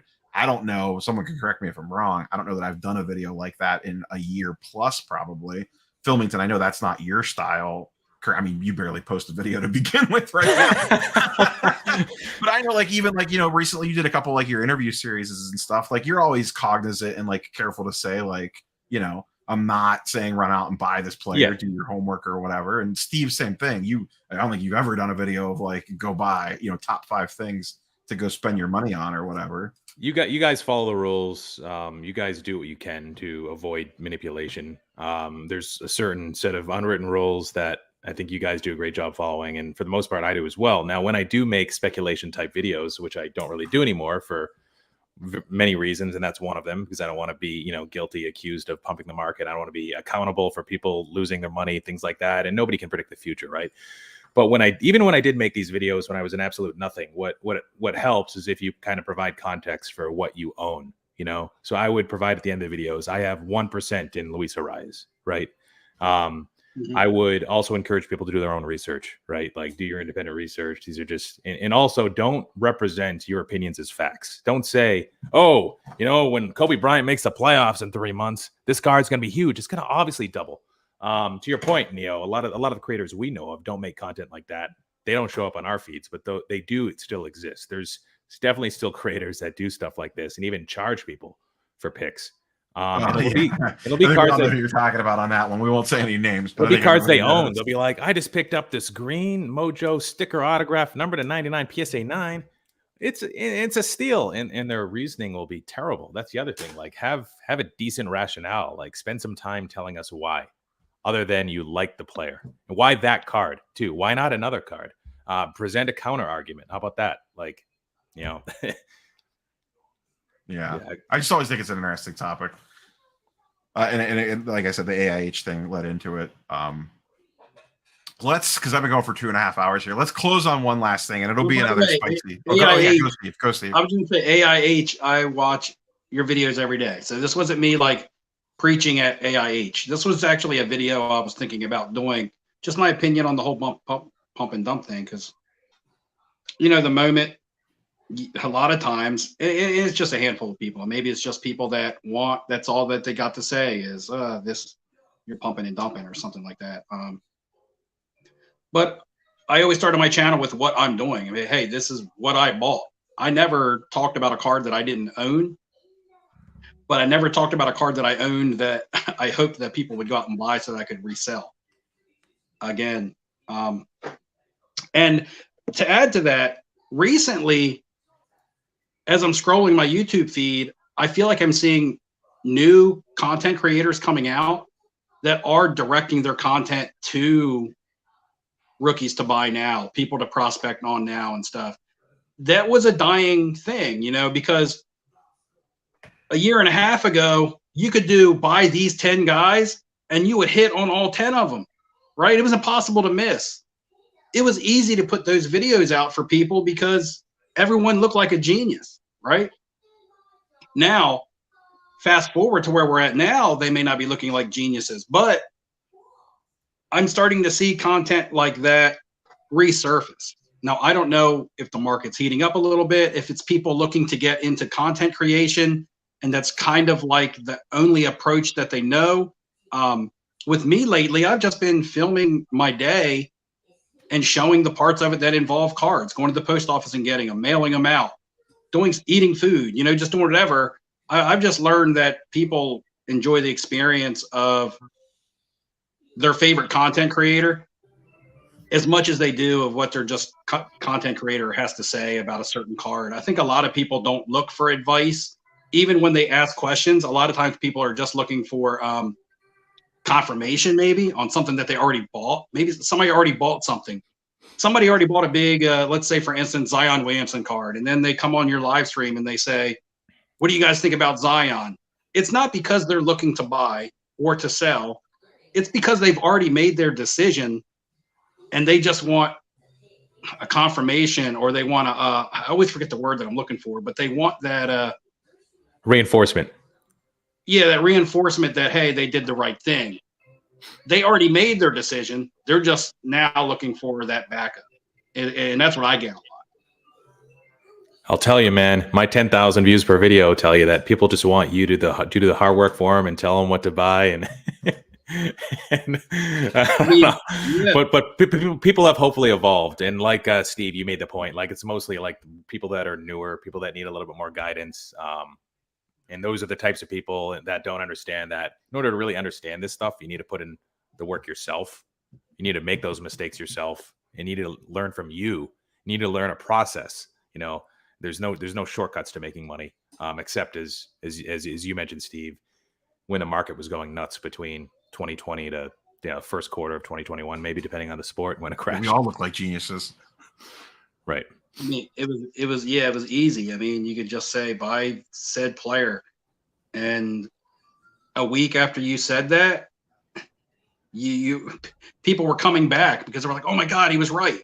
But honestly, anybody could have made those decisions and flipped cards then. Validation was the word. Yeah, that was the perfect word. Interesting question here. The question is, should you have to censor yourself to avoid manipulation? I think that's holding creators to too high of a standards, but some people pull it off. I mean, it's kind of like we've been talking about. It's a tricky line to walk personally as a content creator. I do probably hold myself to a higher standard, and I am much more careful about what I say, especially as my audience has grown. I don't know. Do you feel like you hold yourself to like an extra higher standard, Steve? Or do you not really? I mean, you're doing different style content than like, you know, but do you consciously think like, I'm doing a massive Marvel Mail Day video, is this going to be taken a certain way or whatever? Or do you not care because you're just more doing like you said, you're just buying whatever. Right. You're showing off whatever you bought. You don't really care about. If there is a player that I'm prospecting on, if someone isn't established and it's a risk, it's a gamble. Everything is a risk and a gamble, but some are more riskier than others. I don't talk about it. There's certain players that I'm buying in the NBA that I've bought in baseball. Probably until tonight, not many people knew that I bought 2 Bobby Witt cards. I just haven't talked about it. But there are 2 or 3 players I've bought in the NBA There are some Marvel card sets that I've bought that people don't know about. People knew I was buying PMGs and Vibranium, but there's some other sets that I've bought into, but I don't talk about them. And it's not because I don't want people to get in on it. It's just because the moment that I talk about them, you know, people are going to formulate their opinions on, oh, he's just pumping it. And that does sit in my mind. You know, I can tell people, go buy Michael Jordan. I can sit here right now and say, buy Michael Jordan. Not a single person is going to accuse me of being pumping. Nobody, not a single person is going to say you're pumping Michael Jordan. But if I said buy Kobe White, people are going to be like, oh my God, you're pumping Kobe White. You know, what's the difference? You know what I mean? Yeah. Other than one has really no risk and the other one does. You know, I could say buy LeBron, Kobe, and Jordan all day long, but if I say buy Zion, Kobe White, and Tyler Hero, I'm pumping. You know, I can say buy vintage baseball and it's okay. I can say buy Marvel cards and I'm pumping. Yeah. You get what I'm saying? So yeah, it's okay to talk about established markets and established players, but it's not okay to talk about anything new and risky. And some people think. Yeah, and people might just call you stupid too, and that's annoying because like Santiago Sports, which you guys probably, Flip and Steve, you probably know him. You're pretty local to him, I guess. And in Neo, I met him at the National. Yeah, that's right. He was on a thread too. Say what you want about him. You know, he rubs some people the wrong way. I think I met him before I realized he was an Instagram guy, and he seems pretty down to earth to me and like a normal guy that, you know, whatever. He's got a different style. Daniel Jones. He bought up a ton of his stuff, like a year ago? Steve sold him Daniel Jones stuff at the National. Oh, yeah. That's right. That's right. And with him, he's even saying like, you know, not like we should expect less of him, but he's a little bit younger. And his channel was newer. And he would say like, yeah, I'm buying this because it sells pretty good in my shop because it's located in the time, he's located New in Jersey or something. Yeah. First shop is in New Jersey. And then people are calling him dumb in the comments. So yeah, you're either a pumper or you're an idiot.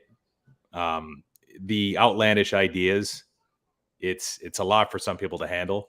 Those that can't maybe think like independently, critically, like, oh, maybe there is something behind that, or maybe he'll explain a little bit more about his thesis for this card, or maybe that's a little bit different, but everybody's got different tastes.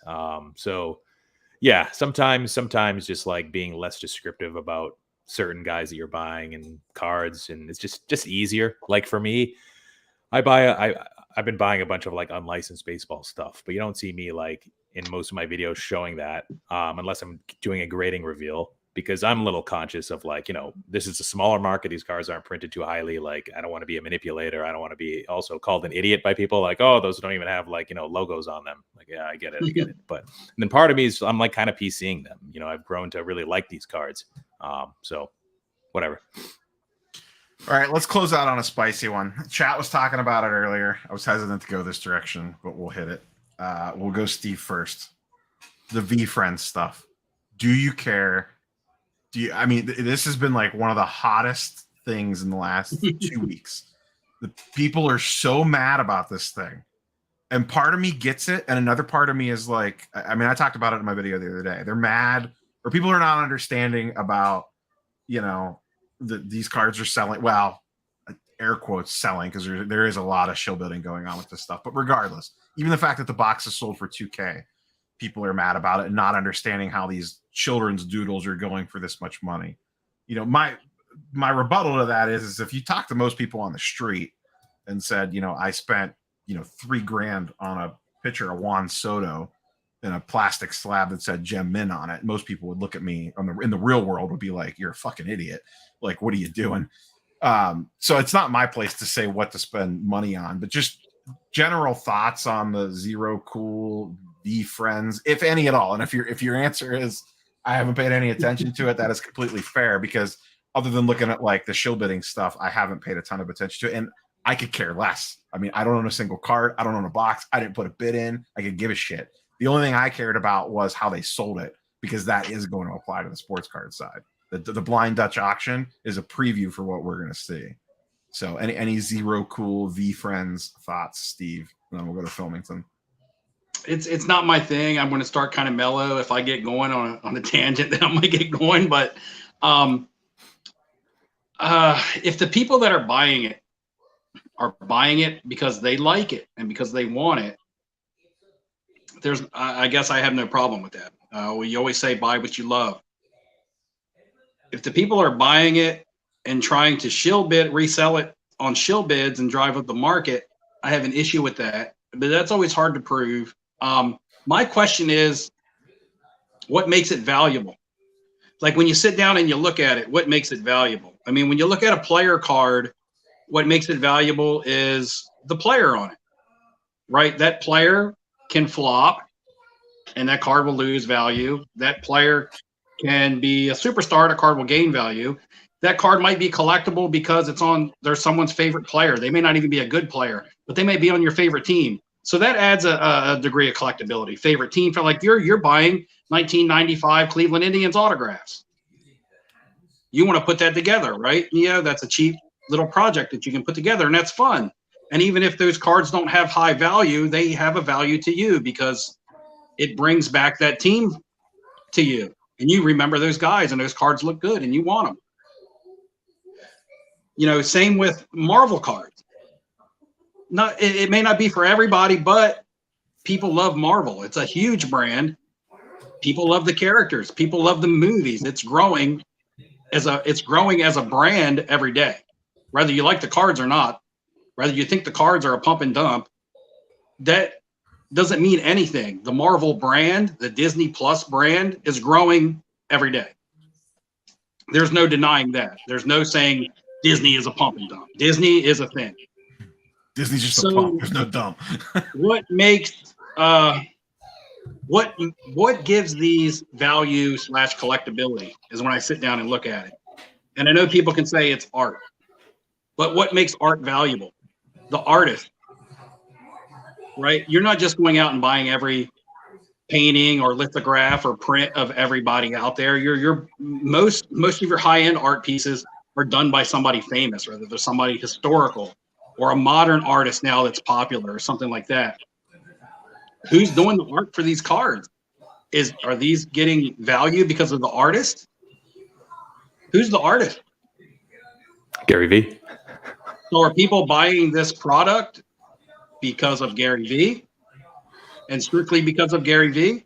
Because there's nothing on the card that can cause its value to increase. If you buy a card of a turtle, if I go outside and take a photo of a turtle swimming in a pond, what's going to cause the value of the price of that turtle picture to go up? Is he going to win a race? I don't know. Tortoise beats the hare, slow and steady. But, you know, am I going to become famous and then someday somebody might just want that photo because it was taken by Flipping Steve? No, that's not going to happen. You just serial number it and all of a sudden people gravitate to it and say, man, that's rare. It's a 1 of 1. But I could shit in a box and take a Sharpie and write 1 of 1 on it. That doesn't make it valuable. You know, so I don't get it. It's not for me. Where is the collectability come from? That's all. That's my only question. And if somebody can point that out to me and say, here's where the collectability comes from, then maybe I would understand. Other than people just saying, hey, I like it and it's my thing. That's why it's valuable to me. To happen so quickly for so many people to be demanding it, I don't think people have even had enough time to realize or decide on whether or not they like it. I just think they're buying it on FOMO because it's being put out by Gary V, who's not an artist. So why would his art be valuable? And there's no real thing depicted on these photos that could drive the value of that. I don't understand it. And if I sit here and I try to make sense out of it, all my hair will fall out. So I'm not going to sit here and try to make sense out of it. You know what I mean? So I always say, don't try to make sense out of what other people are paying for other things because you'll drive yourself crazy. And I've thought about this one and it doesn't make sense to me, but it might make sense to other people. You know, maybe they just have disposable income and they don't have anything else to spend their money on. But and I don't know if I offended anybody in the chat with my opinion on it. I'm sorry, but I'm just having a hard time. Chat probably agrees with you on that one. Chat probably agrees with you more on that one. I mean, to me, it's more, and then we'll throw to Philmington. It's just people are just buying it because Gary Vee has a massive cult following. Love the guy, hate the guy. I get it. You could be both. He's extremely polarizing, but he has a massive following, and the people that follow him have massive sums of money. That being said, there's tons of shill bidding going on. There's all sorts of shenanigans going on the secondary market with this stuff. I understand why people want it, just because he has a massive following behind him, just off his NFT projects alone. Even prior to that, he had a massive following. So I understand why there's demand. But on the flip side, there's also a ton of nonsense going on with that product right now on the secondary market. Fillington, any wild and crazy VeeFriends thoughts? Oh, plenty. Yeah. So first of all, I'm excited. I was going to put in a bid for at least a couple boxes. So I understand the collectability to make money. Yeah. To make money completely. I would not open these boxes. I would probably sell one right away. But I do see potentially some longer term upside, and it doesn't just connect to Gary Vee, but it's also Josh Luber's kind of first creation, using the Dutch auction format, limited supply. I felt that it wasn't advertised well enough before the auction, and maybe that was part of their plan, because maybe they're judging success based on how much it sells for after the fact on the secondary market. And hey, look, you missed out on a great opportunity.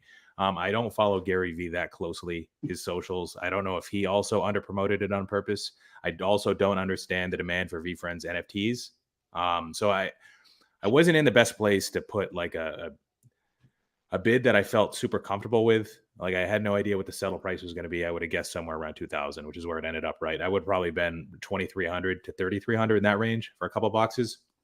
So I'm mad at myself for missing out.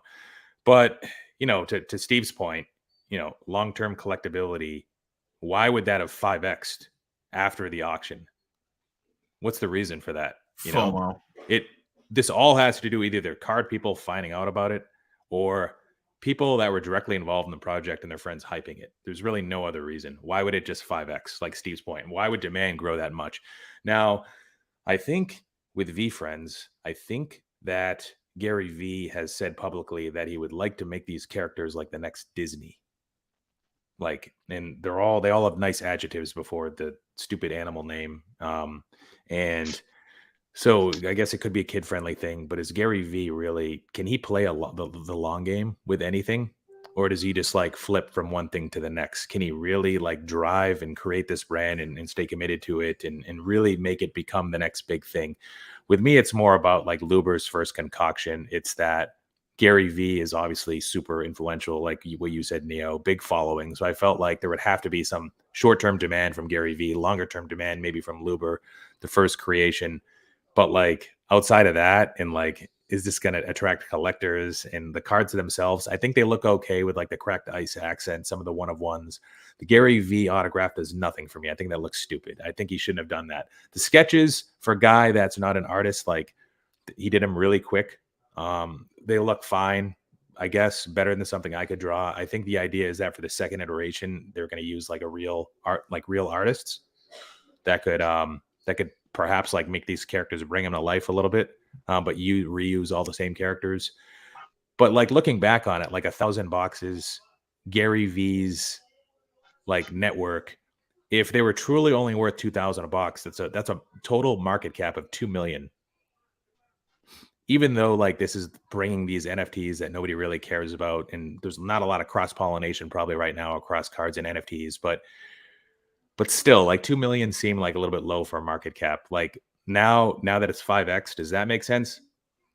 No, not to me. Maybe eventually down the line, I think it comes back a little bit, but so yeah, I guess my thoughts because the supply is so limited. That's the thing. Like, we know exactly how many of these boxes are in the wild, and now how many have gotten ripped. Whether we believe in the product or not, like to your point, like for a pullback, as we all know, wax is always getting more and more limited, and this started extremely limited from the beginning. You know what I mean? So like how much, and I do agree that it's overinflated. Like there's 100% shenanigans going on with the 10K prices, but there's also just not a lot of these boxes out there. Yeah. And there's bounties on some of these cards, right? Allegedly, like, oh, I'll pay 100,000 for whatever tuna that Geo pulled. Probably, I'm sure it's a better character, even though there's no context. Nobody knows what's good and what's bad. That's an issue. Like, you need to have a hierarchy. Like, who's the Charizard? Where's the Black Lotus? You know, like, And then, well, there that's a probably is flaw. that hierarchy though. If you probably looked at what the VeeFriend equivalent NFTs sell for. Oh yeah. Right. You know what I mean? That learning curve will take a while for card people, Yeah, but yes. Go ahead, I mean, when Steve. you're comparing it to something like a Charizard or something, I mean, Charizard's popularity came from the game. It came from the television show. It came from other things. There's things that made Charizard collectible. You could say, yeah, originally he was on a card and that was it, but he was on a card that was a game, and he was a kick-ass player, I guess. I didn't play Pokemon before, to my guess. He was probably pretty strong. He was probably the Michael Jordan of Pokemon. You know, he was the champ. You know, so that made him highly desirable. Rather, you were playing the game and you wanted his card because you wanted to beat your opponent's ass, or, you know, that was just the GOAT of Pokemon. When I look at the VeeFriends, other than serial numbers, what separates this from Topps Project 2020? Project 2020 is iconic rookie card images of the best players done by some popular modern day artists. You know, what about some of the custom cards that you see done by guys like Card Killer or Killer? I may have messed his name up, but puts out some really nice looking custom cards. You know, and these guys are legit artists putting out great work that doesn't nearly have the popularity of it because it doesn't have Gary Vee's name on it. You know, it has their name on it, but they're a true artist. You know, so I don't get, you know, Gary Vee, when did he become an artist? Because he decided that he wanted to do some doodles and throw his name on it and sell it. So that's people are buying Gary Vee. That's what they're doing. But it's not Gary Vee. It's something drawn by Gary Vee instead of just being a Gary Vee card, you know, like a Topps Allen and Ginter.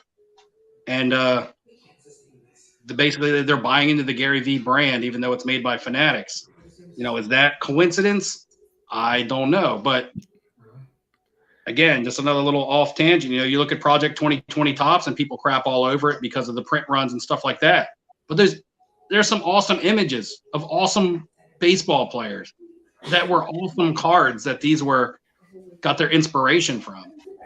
And, you know, I just want to add one thing real quick. So Josh Luber was live on Jeremy Lee's channel. I don't know if you guys were able to check it out, but I caught part of it. I didn't watch all of it yet. So he believes he wants to 10x the hobby. One of the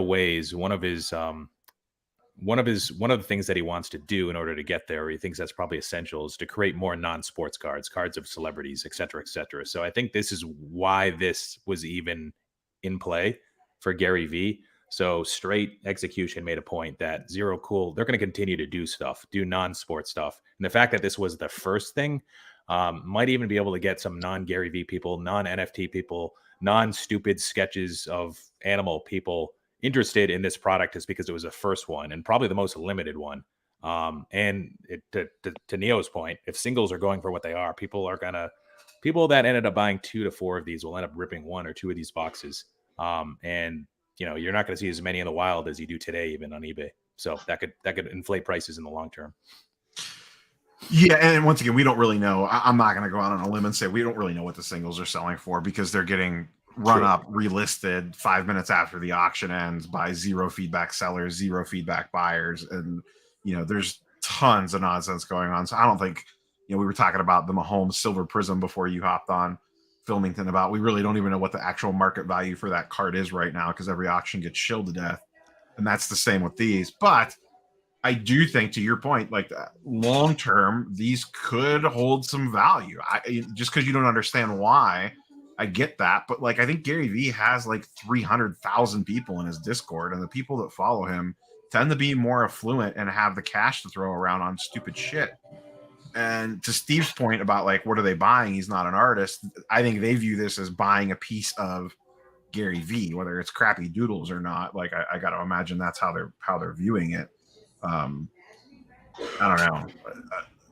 It's a weird product. It is probably the most hot button thing I've seen in the last 2 weeks in like YouTube comments, Facebook comments, on podcasts and stuff, like one side or the other. More so people just wanting to crap all over it, which I get. Like, I understand why people would not want it and don't like it. But I also kind of understand why it's potentially selling for $10K a box on the flip side. Like, I see both sides of it. you talked about how they could possibly do like a music and movie star, like pop culture type cards, which would then make sense because that's something that's relatable. You know, in the end, when people are collecting something, they're collecting something that they relate to. That's why nostalgia plays such a huge part in the hobby. Correct? I mean, but a lot of people relate to Gary Vee, though. I mean, Gary Vee has a massive following with like his speaking series and like life coach stuff and that kind of stuff. There is a large swath of people that relate with him. Whether maybe we understand it or like it or not is a different story. But there's a lot of people that relate to him the way that you probably relate to a musical artist. But what I get is, and maybe a lot of the people buying this product aren't sports card people. Maybe it's just the I honestly don't think they are. But Gary Vee did say that this was for the sports card hobby. He said that in his interview when he was first putting the product out.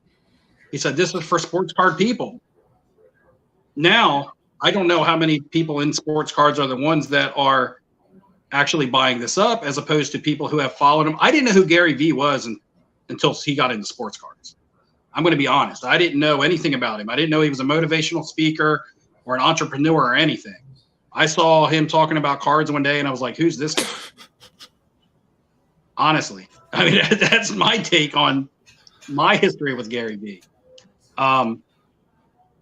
So yeah, it would make sense to do pop culture and things like that because then you find, you know, someone that you can relate to, but you're not relating to the brand. You're relating to the face on the card. Again, it goes back to that.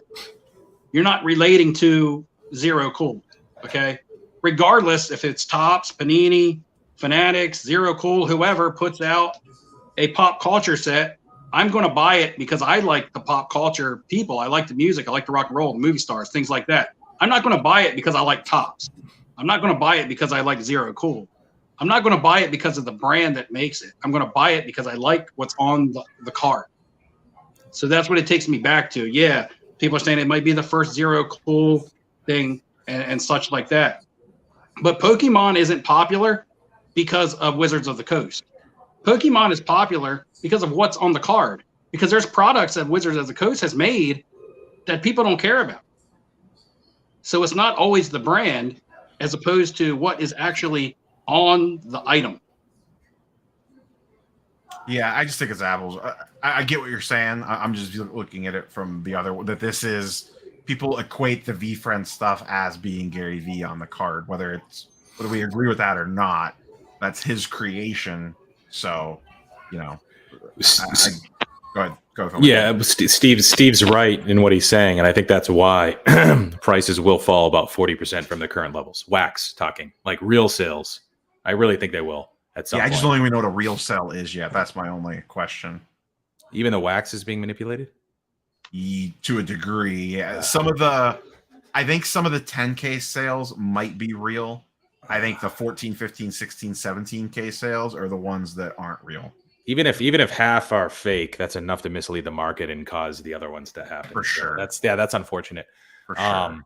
And I think what's happening here is we talked about pumping and dumping and how that's an oversimplification of what really happens.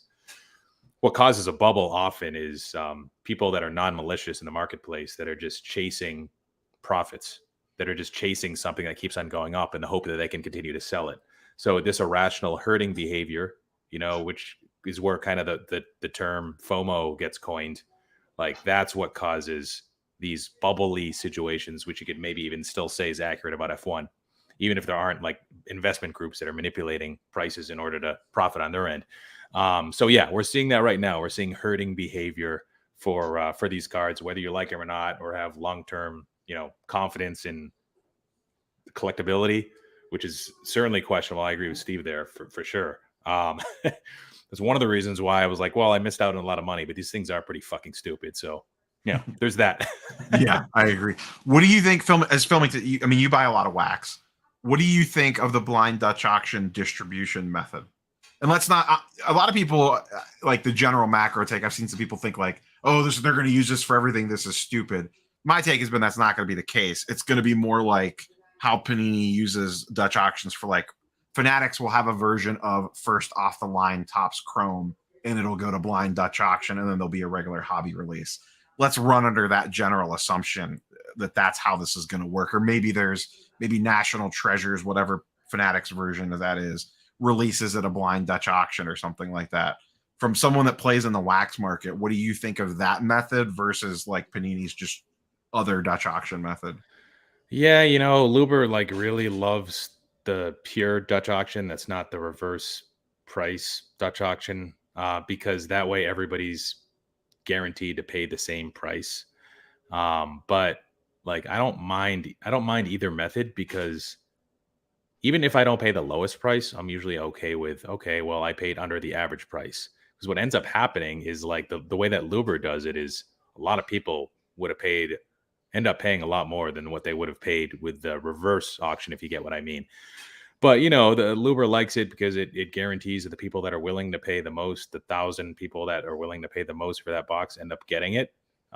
Where in today's world with like wax, it's like a lot of people with just connections that have like, distribution hookups end up getting the product, and a lot of it, it's not evenly distributed. Even if I was willing to pay more for it per box versus somebody else who's got a brick and mortar shop. So I think the way he wants to do it, I think it'll work. I think he'll do it for more of the limited products where he can actually, it's limited stuff where he has to call out what the print run is, or what the total quantity available is in advance. Do you like that? The fact that stuff's all like how they did the VeeFriends, where it's like, here's exactly how many boxes there are. Here's exactly how many we're putting for sale. Here's exactly how many we're holding back. Here's the exact checklist number of parallel. Like basically everything was laid out there. Yeah. I think that's, we'll see. I mean, right now, as somebody who doesn't really have like, grandfathered in any privileges to get stuff for cheap, I think it can't hurt me. I think if anything, it'll open up some opportunities for me to get access to product that I normally wouldn't get access to. So, I do have the Montgomery membership, so I'm able to get that. Maybe that evolves. Maybe that changes based on this too. Certainly prices have increased, and sort of like the economic benefits of being a member have decreased over the years, because they understand that everybody's just flipping the product. Very few people are actually opening it.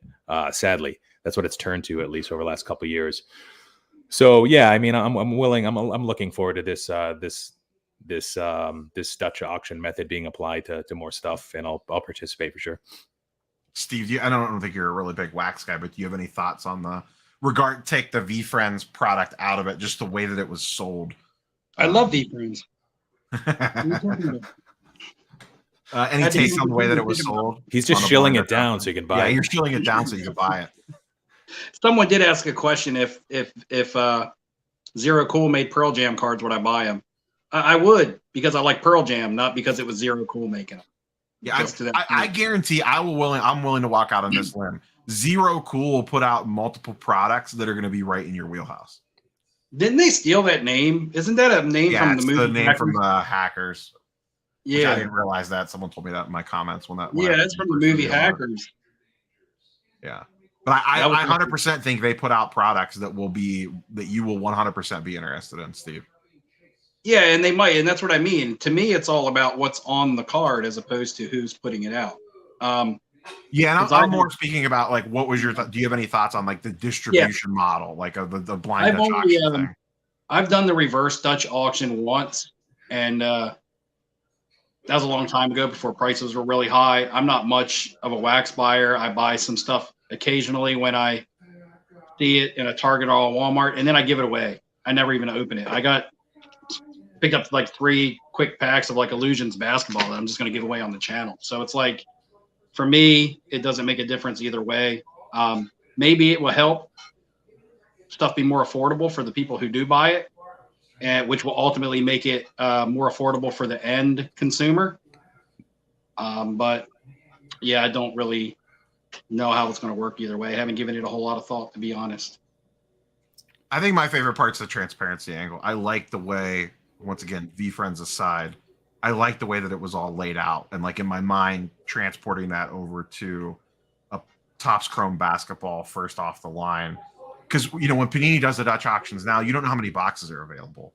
Like you're just kind of blind guessing. The thing ticks down. It is what it is. This is a little different format than that, but at least I know going in, okay, there's 10,000 boxes available. There's 1,000 boxes available. I have a general idea to wrap my mind around exactly how much of this stuff exists. And I do like that aspect of it.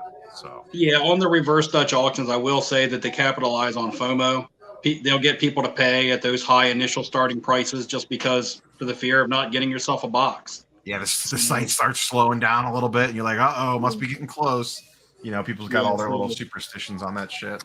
Yeah, it definitely allows people to be taken advantage of that aren't like able to, like what Steve's saying, more emotionally driven people that, oh, I really need to open it for whatever reason. And often those aren't the people that that shouldn't be spending that much money on boxes. So that is a good point about the reverse Dutch auctions. One of the nice things, like for Luber, for his benefit, the way that he does it, it allows the way he describes it is like for stuff that has really low supply and way more demand than supply, it helps him gauge what that market price should be.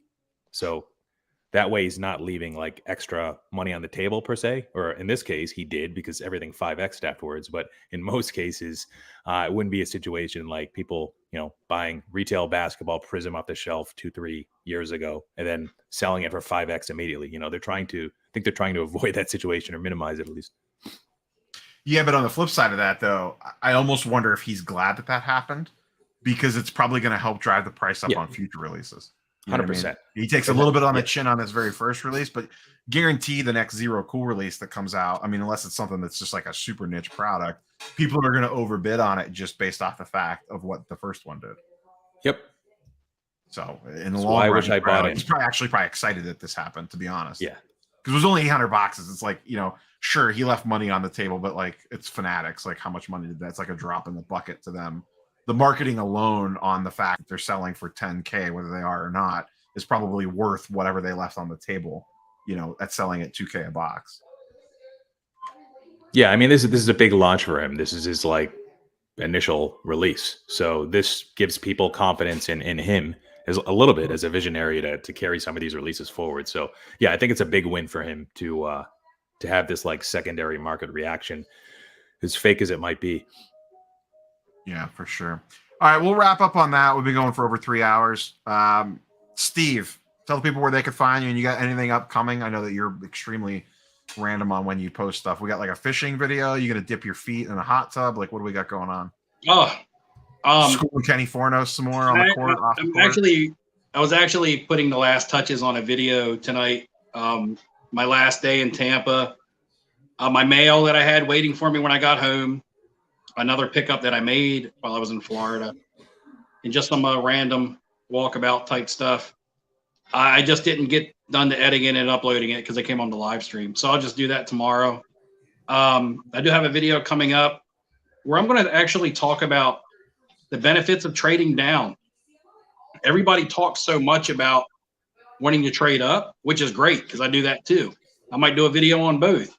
But times when trading down can actually be beneficial, especially when you're trying to sell. I think we'll do a small video on that just to try to maybe help people out. That's really the next thing that I see. And, I'll have a whole nother week after that to try to come up with something else because, I don't put the videos out too often. You haven't done a live stream forever on your own channel. You've been on everyone else's channel, but you haven't done your own. You used to have Monday night. You was on the Monday Night Wars. You had Monday Night Raw on lockdown, and then you gave it up. But you know what happened? My work schedule changed. Monday night became a good night for me to have friends and family time. So it's tough trying to balance a full-time job and a full-time dad and a full-time husband with the cards and still trying to put out enough content so that everybody is, satisfied with what I'm doing. It's a balancing act, to be honest. I mean, I just went on vacation and took snippets of my vacation as content because if I didn't, I wouldn't have anything to put out because, I spent the week with my wife. So now your vacation's a tax write-off. It's gold. I've been putting out stuff from the shows. My last video had some stuff from the Oldsmar show which was close to St. Pete. And I had the Philly show. So, I've been doing a lot. I've been making a lot of transactions, a lot of private sales. So I don't have a lot of talking about my buying and my selling because a lot of my selling has actually been private sales in person. I've been doing a lot of consigning. I've been doing a lot of someone middlemanning for me. because it helps me with everything else that I got going on. I just had an offer come in on my slabs while we were sitting here. I don't know if you heard the vibration on the phone. So I got to check that when I get off here and see if there's a sale that I want to make. But I have very little stuff going on, but everything else is going on. And the live stream, like I said, kind of faded out because Monday night was just a good night for me to go out, stop neglecting my friends and family. You gotta find a new night and take it over. Filmington, you like post content like once every 5 weeks. You make Steve look consistent in regards to content creation. Do you have anything planned that you know of coming up, or a new rookie card explosion bot? What's yeah, don't talk about that. They all sell out too quick. Yeah, I've got some ideas, and I had to go through my document of ideas, which is from like December. I've executed a couple. I'm thinking about doing maybe a series on wax. First time I'm announcing it because I'm afraid somebody might take the idea and steal it. But it's a market. I could tell. I've done like one video on it, and it did extremely well, and people were like, "Do more of these." But I don't necessarily have the knowledge base for it, so I think there's something there for sure. Yeah, the issue with that is if I start to drive up prices for my business by talking about baseball wax and releases that I think are like undervalued or interesting, it's like stuff that I'm buying like afterwards, you know. So I've got to figure out a way that it works, because there's a way to, like, you know, there's still a way to do it without actually focusing on and calling out all the stuff that I think that's undervalued and I'm buying. But I never think about some angles there, and that could be like a bi-weekly type thing. Weekly, you know me, I can't commit to that. Some other ideas I've had, bankroll management. It seems like, you know, maybe nobody's good at it in the hobby. Maybe Steve's good at it. Maybe I should just interview Steve, like how he like budgets. But like, there's people on two sides. There's people that pay cash for everything, like Alico 3 style. Well, he does pay cash, but people that are very responsible that don't use credit cards, and like literally all of his purchases are made from, you know, using his sales and proceeds coming in.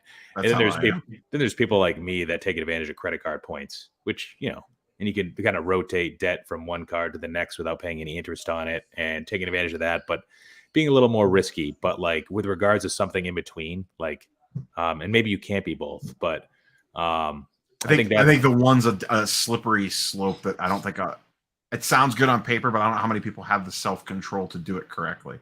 Right. So it'd be interesting. I can't do it myself because I'm not an expert at it, but maybe if I could interview somebody, maybe Steve's the guy. Maybe we can collab. Yeah, sure. he's like 200K in debt. Yeah.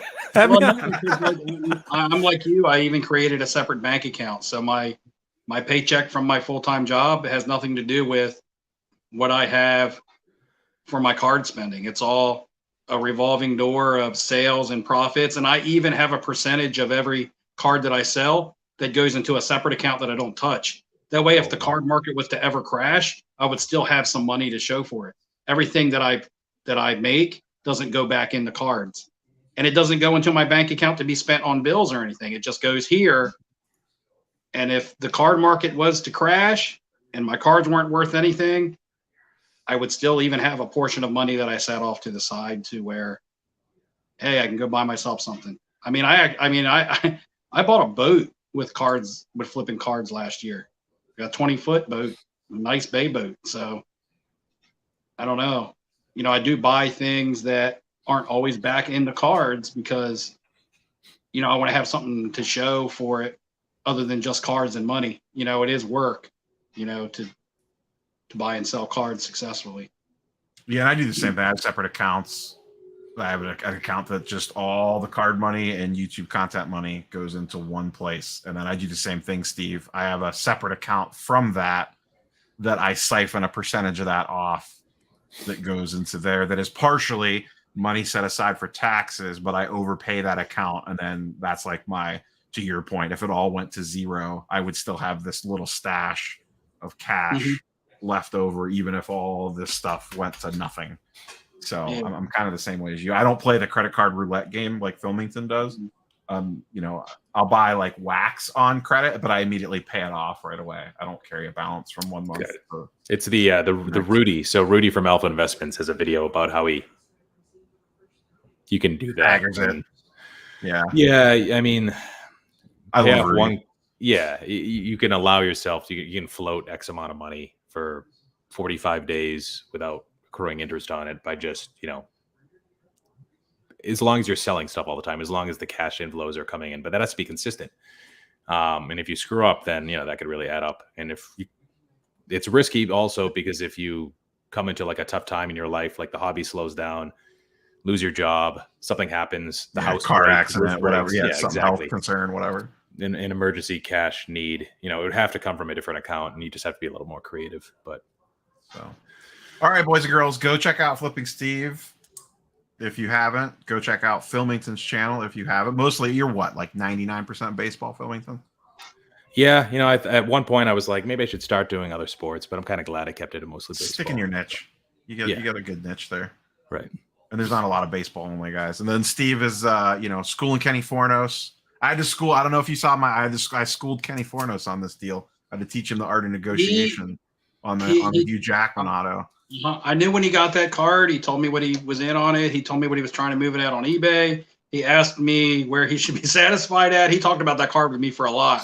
And then he said he dealt it, but he didn't tell me who he dealt it to until I saw it on your Instagram. And I was like, oh, he left that part out. And this wasn't even a text. This was a phone call. So it's not like he accidentally left it out in a text message. But he will be at Chantilly with me. And I told him today on the phone, look for a basketball court because you can't keep dodging me. I came all the way to Tampa, Roth Cards and Kenny's like home state. And what did they do? They flew to Chicago, which I don't blame them. If I came there to challenge them to a basketball game, I'd probably fly to Chicago too. But your video that you did with Roth on the phone and his mama, I was dying watching that. I was laughing so hard watching that shit. All right, boys and girls, we're going to cut this thing off. Like, comment, subscribe. Go check out their channels if you haven't, and we will catch you guys and girls on the next one. Later, everybody. See you later. Take care.